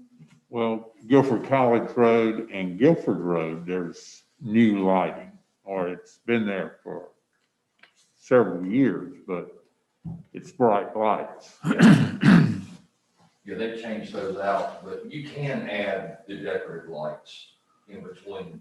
Oh, yeah. all lights. Okay. But that sounds like it's an issue for DOT, not something, That may be a discussion too for the steering committee, because they were talking about adding things to, those are two separate Yeah. issues, but they were talking about trying to have a sense of continuity, and those lights might work with that committee for Yeah. a sense of continuity Yeah. to identify when you're in Jamestown. yeah, But that would be a whole different issue. And it just so, my only interest in lighting is that it is where it's not shining into your neighbor's Absolutely. house. Because I think absolutely. you're talking about a visual pollution. Yeah, when I was looking this morning, though, even those big ones that cast down the yellow light, they didn't seem to be disturbing any homes. So, and it is very disturbing when you can't see where you're going. So, okay. All right, I think we got it, Jason. Density. Move on to that. Yeah. Well, I think we've addressed a lot of it through Lot lot size. Larger I think lots. so, yeah. Yep. larger- And also through variety of sizes of homes. Mhm. That will reduce the density. Yeah. All right. So I'm thinking for that is something that with the other recommendations we have, the must-have recommendation of the lot size to come and see what What happened? happens when they refigure. Is that what other people are thinking, or there are other things you want to say about density before we? We were asked to look at a certain site, and I went and looked at that site. Yeah. And there were 760 acres with 1,000 residential units, which they said produced 5,000 residents. I don't know if 5,000 residents goes along with just 1,000 residential units, but that's certainly a lot less dense than what we're talking about. And I think we need to move this density down quite a bit and for us to feel comfortable with the school situation in particular, because you can't say that one townhome won't have children. Oh, no, I don't yeah. think we can say just the family homes will have 2 children or 1.5 or whatever. I totally agree. You could have 3 in there. So I think we need to significantly reduce the number of units, period. And that may be another night to research and discuss or whatever, but to significantly reduce them. Is that something, Sherry, you want to put a hard and fast number on, or do you want to wait and see what they come back with after they've incorporated the lot sizes and stuff that we've recommended, or? I wouldn't want them to have to do this work twice Yeah. too. So I think we need to talk about what we feel comfortable with, at least give a range or come back at another time with a range. Okay. This is a big issue. I think now's the time. Well, I think we've talked about it doesn't come down to how you calculate the density. The density that we've got on our books for Jamestown, the density that we're comfortable with, how many per acre, the question here is, how do we calculate it to know if we're, How much per buildable acre? how much per buildable acre? We asked that question at the last meeting. We don't have the answer to that, how many buildable acres there are. And I think then we could say we only want 3.5 units per acre or, some kind of average that might help the developer. But, and that we don't have those answers, so we don't know. Well, I'm to wondering if we're address it. talking, if we've already kind of gave a recommendation for lot size, that alone will, Dictate right, to some degree. how much the density per acre. Yeah. But I'm wondering for the overall community, because I think they had proposed like 1,500 units total with, 15, 17, I think. yeah. Or do we want to wait and see when they reconfigure with lot sizes, how many units that ends up being for the whole community? Or do we want to say, we don't want more than 1,000 units in this community? I think we ought to give them an idea that we don't want over 1,000 units, because that's still higher percentage than some of the other things we were researching. If you've got 760 acres, I don't know how many of that's not buildable, but if you've got 1,000 residential units for that as a model that we were asked to study, then obviously we're getting the hint that 1,000 for the 400 and whatever acres, and I know some of that's going to be creeks and everything else, that seems to be higher than this, Yeah, it is. much higher. So it's much more dense than what we've been asked to study. Do others have a thought that they want to put a number on it, or? Well, I think we need to decide what's the formula that we're going to use. I hate to put a density that's less dense than what we allow in Jamestown now. So I think it's important we just understand what's a fair way to compute this, so we can see how the density compares to what we've got online. And I understand that in a PUD, you hope to maybe have a little bit more density by being very dense here, very loose here, so you can deal with the topography Yeah, changes. yeah. And we want this to be a quality event. We want all these trails and spaces in there. Something's got to pay for that. You know, there's got to be income to come to pay for making it the quality we want to. So I want to be careful that we don't put a tighter density on them than we're putting on the rest of Jamestown. So I don't know how to be careful of that. But Yeah, I don't either. Well, if we knew the buildable acres, that would be helpful. And I don't know, I think 1,000 residential units certainly better than 1,500. But we might want less once we find out the buildable acres. I might want more. Or we might want more, depending on what that is. And I have a question too, you know, how many of these units are going to be sold to individual buyers?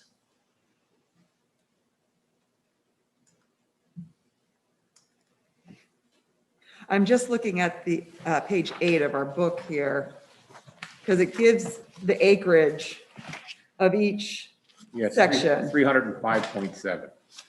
Is that what it adds up to?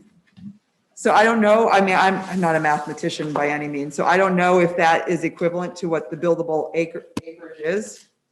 Well, that's what they proposed to build, Right, an acreage. right, exactly. But I don't know if there's a different calculation, so it's actually more than that or less than that. I don't know, but I would think that would give us a rough estimate of the buildable acreage.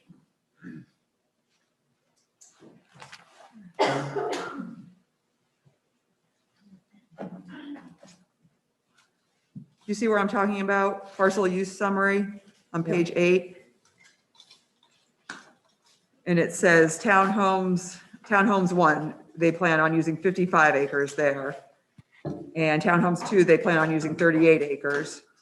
So that's, I just added them all up, the whole list. the whole list, Including the yeah. farmer's market, Including the church, the civic, commercial and mixed all use. that, yeah. The 305, it comes out to 305.7.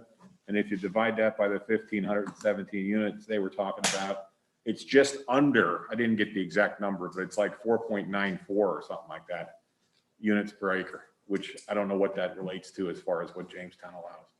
Okay, yeah. Well, I think we ought to just stay with what the density would be, just where people are living. Because we're, But again, we're asking them to change some of this, so I don't really know where people are gonna live and what's gonna be civic. no, I mean, just the single-family homes and the townhomes.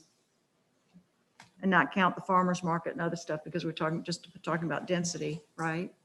Yeah. So we wouldn't count that. But you're adding the ball fields. That's why I mean, you can't do that until you know you're taking the ball field away and you're gonna put single family age development in there. That acreage isn't included in here. So we're asking them to make some changes, so you I think it know, just was. use, this is just an estimate anyway. Thought it was. Nope, the ball field's not listed there. It's not.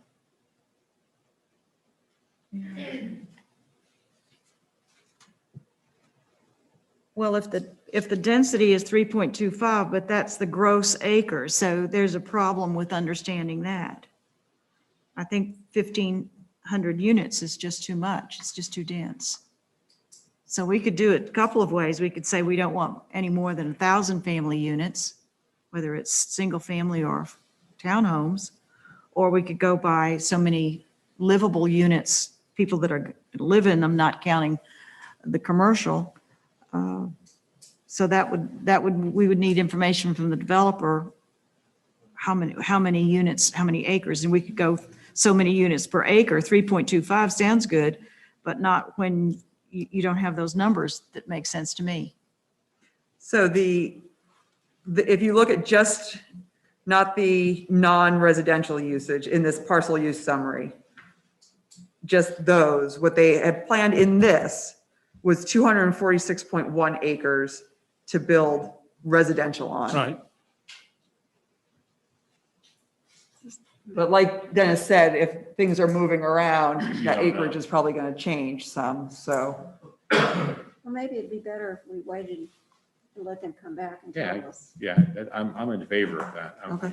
I think just the lot size is gonna kill Yes. a third of this. It's hard to judge right now. Yeah, it is hard to judge, yeah. So whatever you all want to do, to wait and see what they come back with, or if people are firm that they want to say no more than this many units. Well, if we say something like 1,000 units, it shouldn't be more than that. And they come back and say, well, geez, we can stuff 60 or, 1,300 in there, then we know it's too much. Okay, We need to, I think we need to give them some kind of inkling that 1,000 might be too many, or 1,200 or whatever. Okay. But yeah, I don't have I think we. I don't have a sense of what is. I think we can do that. This is our job, is Yeah. to say what we feel comfortable with. And if we say no more than 1,000, when we were asked to study a place that has 760 acres and 1,000 residential units, we were asked for a certain reason, that the overall feeling is that that's 1,000 units may be too much for our 400 and something acres. So I think that at minimum, we should have a cap there, if this is what we were tasked with studying already. So we're getting a hint that this is a density issue, an idea or parameter of density, maximum 1,000 for what we have. Do we have a handle on what the average price was of the units on the 700 acres, what they were getting per unit? No, I don't. Because some of our hot buttons is to produce affordable housing. And so if they can, and they got to make a buck, we're still in America. Yes, they do. And if they've got 1,500 units down here, which means they can make a profit. We reduce it to 1,000 or 1,125 or 963, and that becomes borderline. To make a profit, then they got to drive, because it's all driven by cost per square foot, Right, period. right. And so it's there, and we agree on it, but if people that we want, if school teachers, firefighters, police officers, nurses can't come, and PAs can't come in, then we've just we're Summerfield. Yeah, yeah, We're Summerfield. yeah. And I don't know if that's what we want to do in Jamestown, is become another Summerfield. And that's the way you make it more affordable, is by having a little bit higher density. So, I'm not saying we need to stack them and pack them. no, I agree.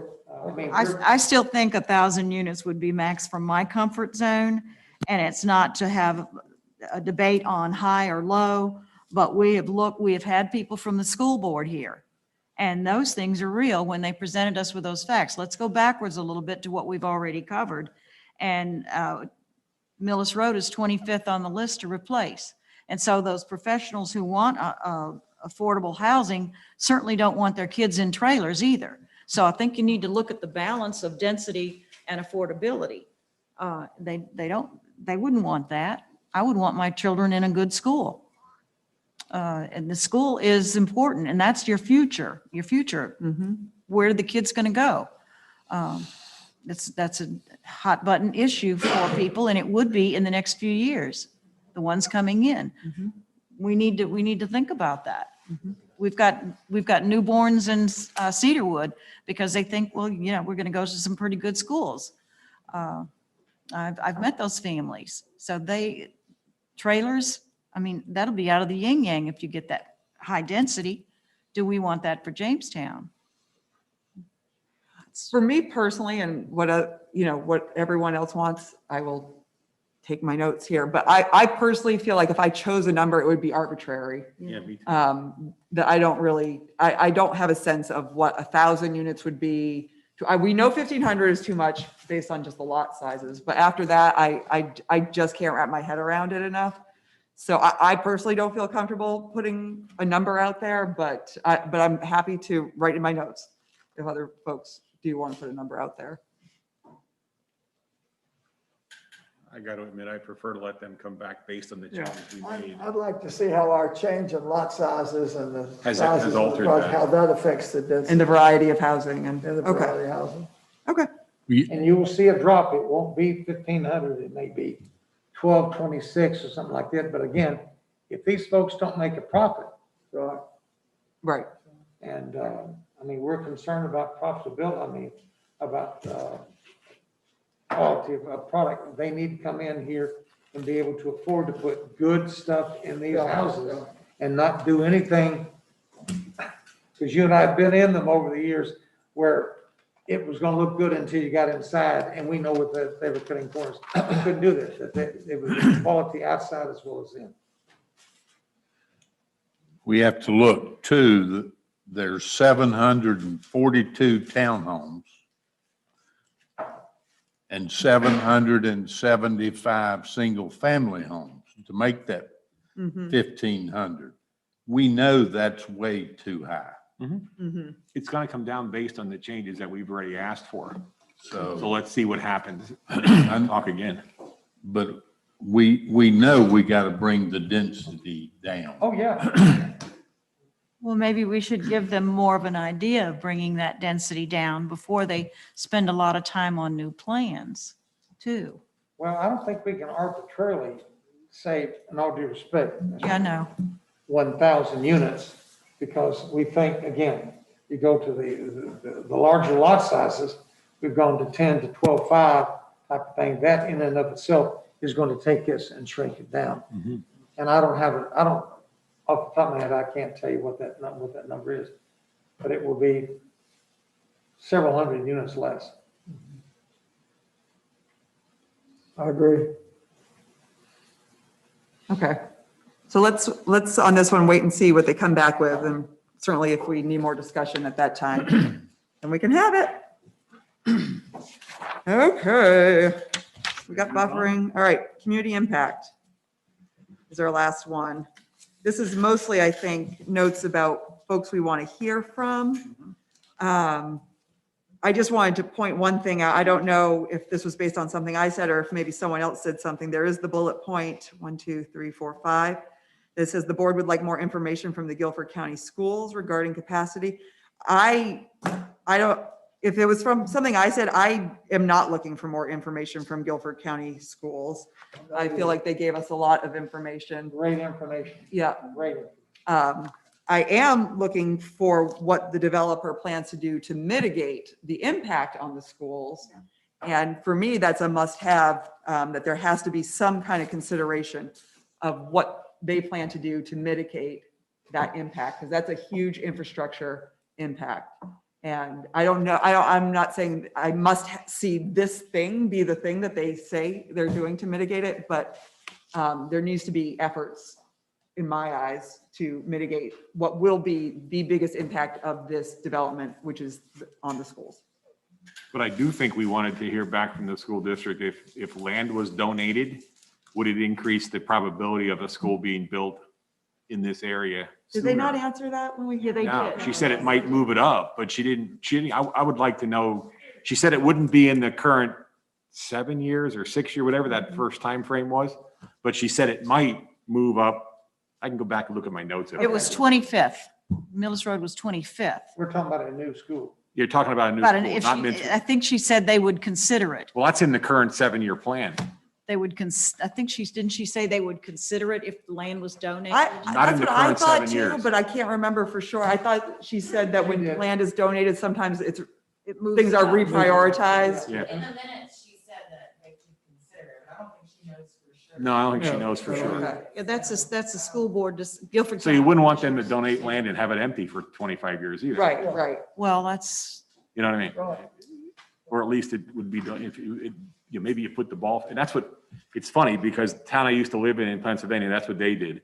They designated land for a school. It was ball fields and all kinds of other stuff until they were ready to build the school Yeah. and the ball fields went away. And the school was built. Or, yeah, and I don't know how much land is, they said 40 acres. said 40 acres. Meeting, that seems large to me, but again, I have trouble wrapping my head around that, so I got to take their word for it if that's what they say they need for a school. But I know there is like, Jamestown Elementary has done like partnerships with, it has baseball and soccer fields and it has the school, and like Jamestown Youth League has maintained those fields and such. So I don't know if that is something that maybe if there's fields there and then one day a school could go Becomes a there school, yeah. and there's still room for a field, but there could be some kind of partnership. I don't know how all that works, but those are creative ideas that I guess I'm looking to hear from the developer, things like that, or other things. The school board gave us a list of various things to consider in trying to mitigate that risk. I just am very firm that I want that issue to be taken seriously and addressed, so. I think we got their attention. No, there's a group that most of you are not aware of, that's aware of what's going on in here and their relationship with the school board. And they were saying nice things. School board is really impressed with what this group has said. Oh my gosh, I can't believe that. We often hear the Any- opposite, at least when I'm involved. Is there any effort going on to find 40 acres within the school district of, I have not heard any effort at this point. is there 40 acres somewhere within, No, I would say no. off the bypass? Well, not in Jamestown, but it may be somewhere close by. Jamestown adjacent. I don't think we even had 40 acres, do we, man? Maybe a couple of parcels. I'll Off turn of that on for a second. So it's not our responsibility to find school acreage. Right. So the town doesn't do that. Right. Does that make sense? Yeah. I don't know if there's 40 acres that somebody wants to sell somewhere. There could absolutely be. I don't know if it would be inside the town limits necessarily. That all remains to be seen. It's private property. Yeah. It could be around, you know. Yeah. I don't think anyone's saying it needs to be in Jamestown proper. It just Yeah. needs to serve Jamestown kids. Yeah. Good point. So that's my must-have on community impact. I don't know if others have any other must-haves or We'll what. never get 40 acres if someone don't start You're right. You're absolutely right. finding out if there is 40 acres within a Mhm. 2 or 3 mile radius. The book says you have not because you ask not. So we just need to be asking. I think Steve has a good point there, because this is a PUD. We're working with a PUD for the first time in Jamestown, and maybe a sincere request for some acres, maybe that's awkward for something else that a school could be built on. And that would move us up on the list, and it would also help in my mind with my density problem for these kids going to school. If we knew we were going to be having something built pretty soon, that would help those kids. It would. I'm a former school teacher, so that's kind of where, I know what it's like to have a full classroom. It's not good for anybody. So that's why I say 40 acres would be really nice, moving us up on the list. That would be positive for a lot of things, and your concerns for these kids. And they can do something, I think that Amber's already talked about. Reedy Creek and Pilot were both Mhm. dedicated as part of that, and Mhm. they moved fairly quickly for those, and they could be the same thing here. A sense of urgency. I'm wondering if we say, oh, I'm sorry, who was speaking? I was saying the only problem you get, you ask the developer to donate 40 acres, that doesn't necessarily mean there's going to be a school built there. No. You know, the school board may in 10 years say, hey, it would be better over in this area, Mhm. not where the property donated. So that's the downside. Mhm. I wonder how they managed it with they managed this somehow, because Pilot Elementary was built like this, so somehow it was, they work it out somehow. When without just- farm was built. Yeah, without just Pilot was built land sitting and Junction. such, but. with Adams Farm. Well, that's something that a lawyer could put in any kind of contract, I would think, that if you're donating 40 acres,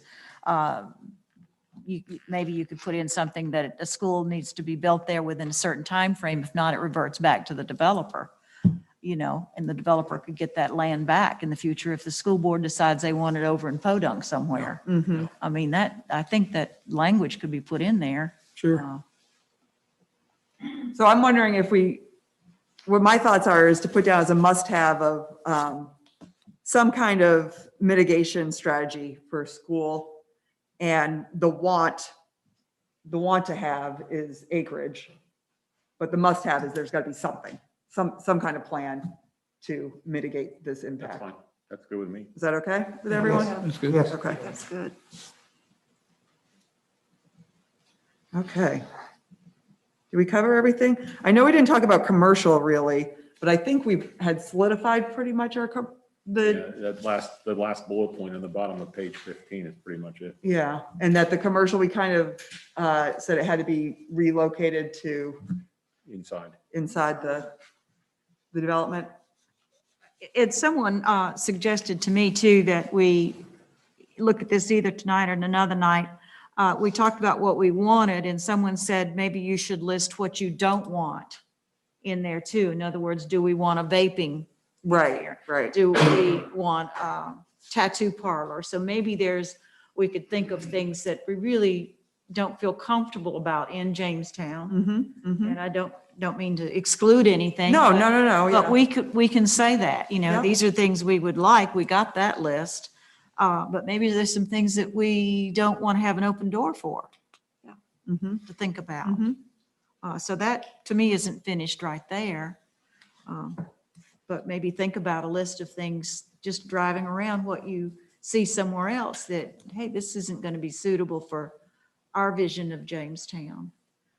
But commercial inside, I think we did all agree with that. I think there were nods of heads Okay. on that one to be inside the unit, I think that's what we Yep. did. The development, yeah.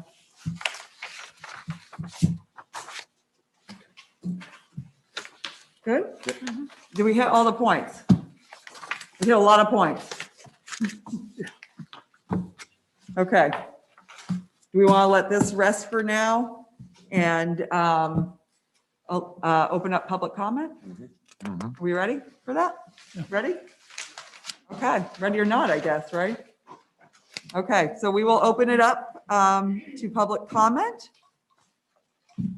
Thank you. Oh, thank you, Jason. Yes, thank you very much. Thank you, Dave. Sorry. My job As we all know, I'm getting into my witching hour, and so my social graces are going out the window. didn't have much to say. Thank you for. Well, you did. 1, 2, 3.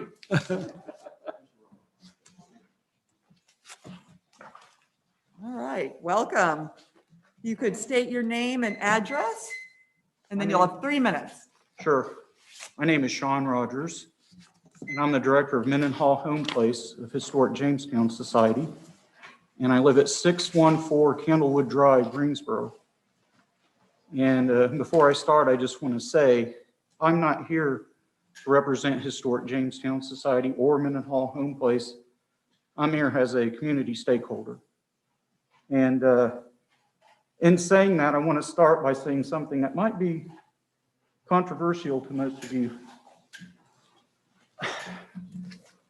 As a father of a third grader, I am dead set against buffering. Online learning has been a challenge enough as it is. We don't need any more buffering. Any more what? I'm sorry. Buffering. It's a joke. Oh! I was like, wait a minute, does he understand what buffering is? I do have good news, however. 5 other people signed up to speak, and each one of them agreed to yield their time to me. So 15 minutes, people, are we ready? In all seriousness, I was asked to speak a little bit about my credentials. I have a Bachelor of Arts degree in History and Political Science from Indiana University, and I have a master's degree in Historic Preservation, which of course, in that program, I studied historic architecture, appropriate tourism, things of that sort. Has everyone had a chance to take a look at the little write-up? I guess I'll begin by, I'm sorry. Well done. Thank you. Well done. I guess I'll start by asking, does anyone have any questions about what I've put together? It's just a brief write-up, just a small example. I want to briefly say thank you to the town government, to the planning board, and also to Diamondback for actually listening to my suggestions. You know, there's a lot said about people not listening, and I can tell you, I have not found that to be true at all. And I appreciate that. Is there any questions about anything? Oh, well. All right, good stuff. Again, I want to see how they incorporate, you said they were favorable about this. I wanted to see how they incorporate it. Yeah, well, of course, you know, I didn't actually put any renderings together. No, I get it. I get it. You'll have to give me a few nickels for that. You know, beyond that, that's the main thing, you know, that I'm concerned about is just making sure that we have some of the character, you know, the built heritage of Jamestown represented in the new development. I also understand that it's going to be new, and quite honestly, you know, I would expect it to be new. We want it to be new because the Greek revival style in the use in Jamestown, it was new at one time. Okay, just to add a little bit of context. I hate to say it, but your 3 minutes is up. It goes really fast, doesn't it? Oh, yeah, sure does. It does. Yeah, especially when there aren't any questions. Thank you. Thank you. The 2 hours and 15 minutes I waited didn't go very quickly. I know. Thank you, Sean. Thank you. Thanks, Jeff. Do we have others, Kenny? That's it. No. Oh, gosh, we should have brought him in first. You all should have alerted me. It's all your fault, not mine. Oh, gosh. Okay. Well, I do want to leave the public hearing is going to stay open because we want other folks to be able to give public comments since, like I said earlier, at the last meeting, we said there wasn't going to be public comment at this meeting, so people may have not known or been prepared or whatnot. So we definitely want the public comment to be open at least another meeting. So let's talk about our next meeting.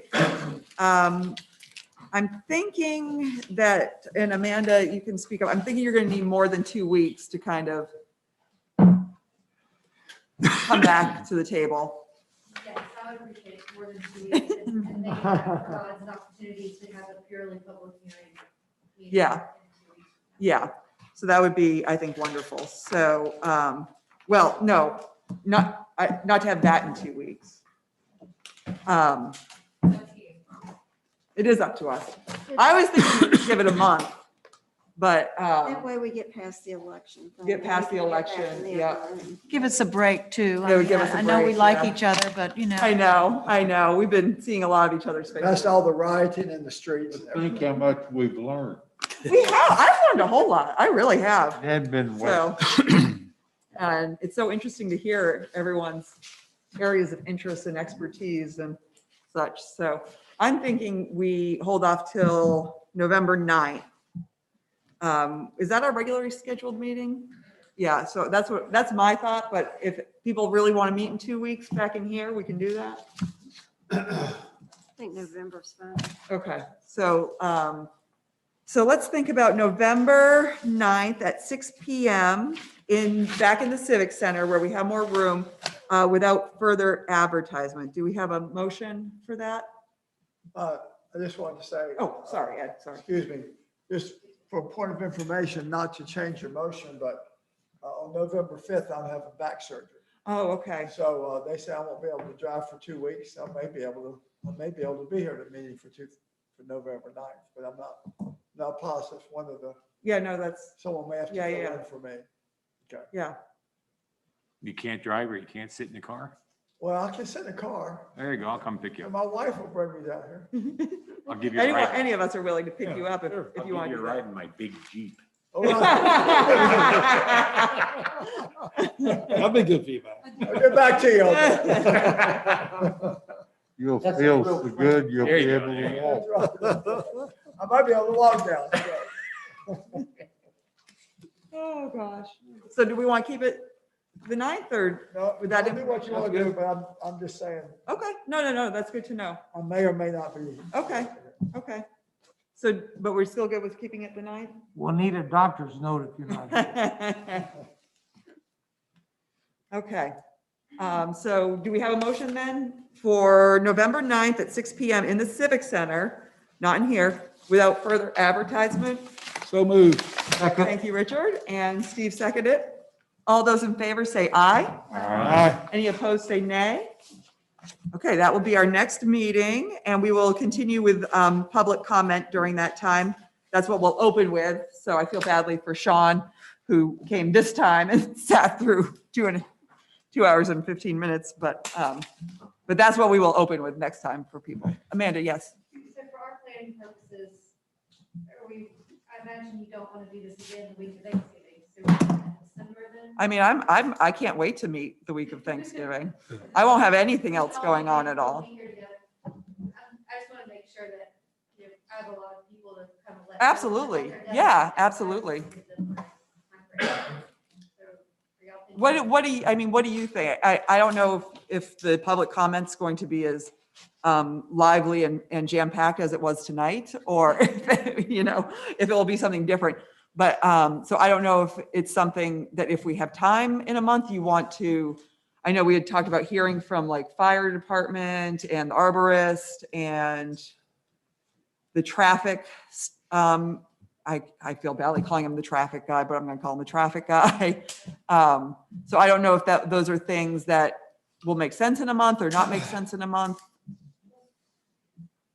The traffic person in particular, I think needs to know what the plan is that we're proposing before he can speak to you. Sure. intelligently. Yep. So I think Yep. he kind of goes with us whenever we represent. Okay. Obviously, we would have him here to talk to you about the repercussions of the traffic on that particular plan. Arborist, same thing. I think he would be here to, provide you that type of information as it supports what it is that we're going to propose. And you Yeah. can go down and ask questions about it, utilize the info. Okay. My concern, I would love for us to go on the 9th because we're contractually in a very tight spot. Yeah. But I also don't want to get in a position where you gotta say, well, we love what you brought tonight, but because we just heard public comment, you need to go back and redraw some stuff because it just seems a little unfair if we bring. Yeah, oh, yeah. Before y'all heard from the public. Yeah. So from that aspect. That's a good point, because we haven't had public comment, because you may have a bunch of people who say, oh, I don't want any porches. I mean, that's an absurd example, but, we may have. We've heard more absurd. So. Yeah, maybe public comment may have some things, and then you're trying to change it again. While I would love to present on November 9th, I think that would probably end up costing us time rather than saving it. Okay. Okay. Yeah, then I would think December then, whatever our meeting date in December is. Because I'm thinking we will not meet the weekend or the week of Thanksgiving. I have another question, totally I unrelated. mean, I'll be here honestly, and we can't go anywhere because of COVID. So I'm fine to meet the week of Thanksgiving. Because I can't imagine I'll have my act together enough to start my pie baking before that anyway. So I'll probably wait till Wednesday night as it is. Is there any other business that the staff wants us to cover? Because we've really not covered any other business in quite a while. Are there other ordinances that need reviewing? I mean, I don't know if we have time for that, but is there anything else that should have come up recently or that we need to cover? That was just a question that someone asked me, Yeah, Are no, there I other haven't heard things to be discussed? that there's been any requests. Okay. Yeah. So, I mean, I am fine meeting Thanksgiving or at a regular meeting in December. Whatever everyone else wants. Why don't we decide on the 9th? Well, I think Amanda was looking for some, because she has to coordinate people who can be here and to have things prepared and such. So I think we were just trying to be helpful. I think we could decide on the 9th. I think we were just trying to help out a little bit. Well, I'll tell you what, let me talk to all my folks because it is the week of Thanksgiving, so maybe our traffic engineer isn't even available. Yeah. So let me even see if it's a possibility, and then if y'all want to consider it, I'll email Katie. And Okay. then y'all can email amongst yourselves. But my understanding is it'll either be the Monday, I think it's the 23rd, or the 9th. Is that right? I'm sorry, it's the That's correct, The 23rd. 8th, December, what? 23rd or the 18th? November 23rd Or is the, 2 weeks after the November the 9th regular Okay. meeting. and then the, 8th is a, when was our regular schedule made? The 14th? Are we? November the 9th, No. I'm sorry. In December. December, I apologize. It would be December the 14th. But I mean, we can adjust as needed, right? Sure. So, All right. you tell us. See Okay, if our team's even available the week of Thanksgiving, and then y'all can decide. okay. You know, that way y'all can go and talk to your families and see what y'all want. I'm sure y'all all don't know your schedules yet either, so. Okay. I know my schedule. Nobody's Here going here it is, anywhere. yeah. So, okay. Does that sound good to everyone? So we're meeting the November 9th for public input. Yeah. And then that would help them. And then possibly meet in December, giving them time to put some things together. That Yeah. would give them more time. I mean, I don't know how all this works. I'm hopeful that, I mean, people have been very vocal about this. I don't think there's been any shyness around it. So I'm hoping you've heard most of what there is to hear and Right. are able to at least, I'm hoping as well. yeah, have tentative ideas here happening. So, And I'm sure there'll be something substantive that comes out of that comment, but 2 weeks, I think, you know, we're not redrawing from the start, 2 weeks. Yeah, We'd be yeah. tweaking based on what we heard. So I think that would be doable if you wanted us to come back 2 weeks later. okay. I have another question. How is the public going to know, unless they've been following this, when they come in for public comment and they're talking about the same things that we've already covered? I don't know if there's a way to send out information that these are things we've covered, but they haven't done it. There's a no man's land here for public comment. Pretty well aware of what we've been doing. That's right, they're not aware. No, I think they are. Well, some Yeah, of them are, I they guess. hear it tonight. Okay. I mean, I've been watching their page and it's, you know, they know exactly what we're doing. Sometimes they Disagree. disagree. And the minutes and the packets are all. I was going to say, are the minutes I know will it's be all online, available. right? Yeah. The Yeah. ones that have been approved. Now there, you know, some of my neighbors may not know, or some of yours, because, you know, they're not focused Okay. like this group is, other group. Right, they're not on Facebook. Some of them are. Okay. Well, that was just a thought I had, but they should keep up if they're interested to know what we're doing. And it's all public information. Is that good? Okay. Do we have anyone sign up for public comment? Nobody's had that. Okay, then we need a motion to adjourn. Motion to adjourn. Thank you, Steve. Anyone second it? Eddie or Richard, either one. One of us. And all those in favor of adjourning, say aye. Aye. Any opposed, say nay. We're adjourned.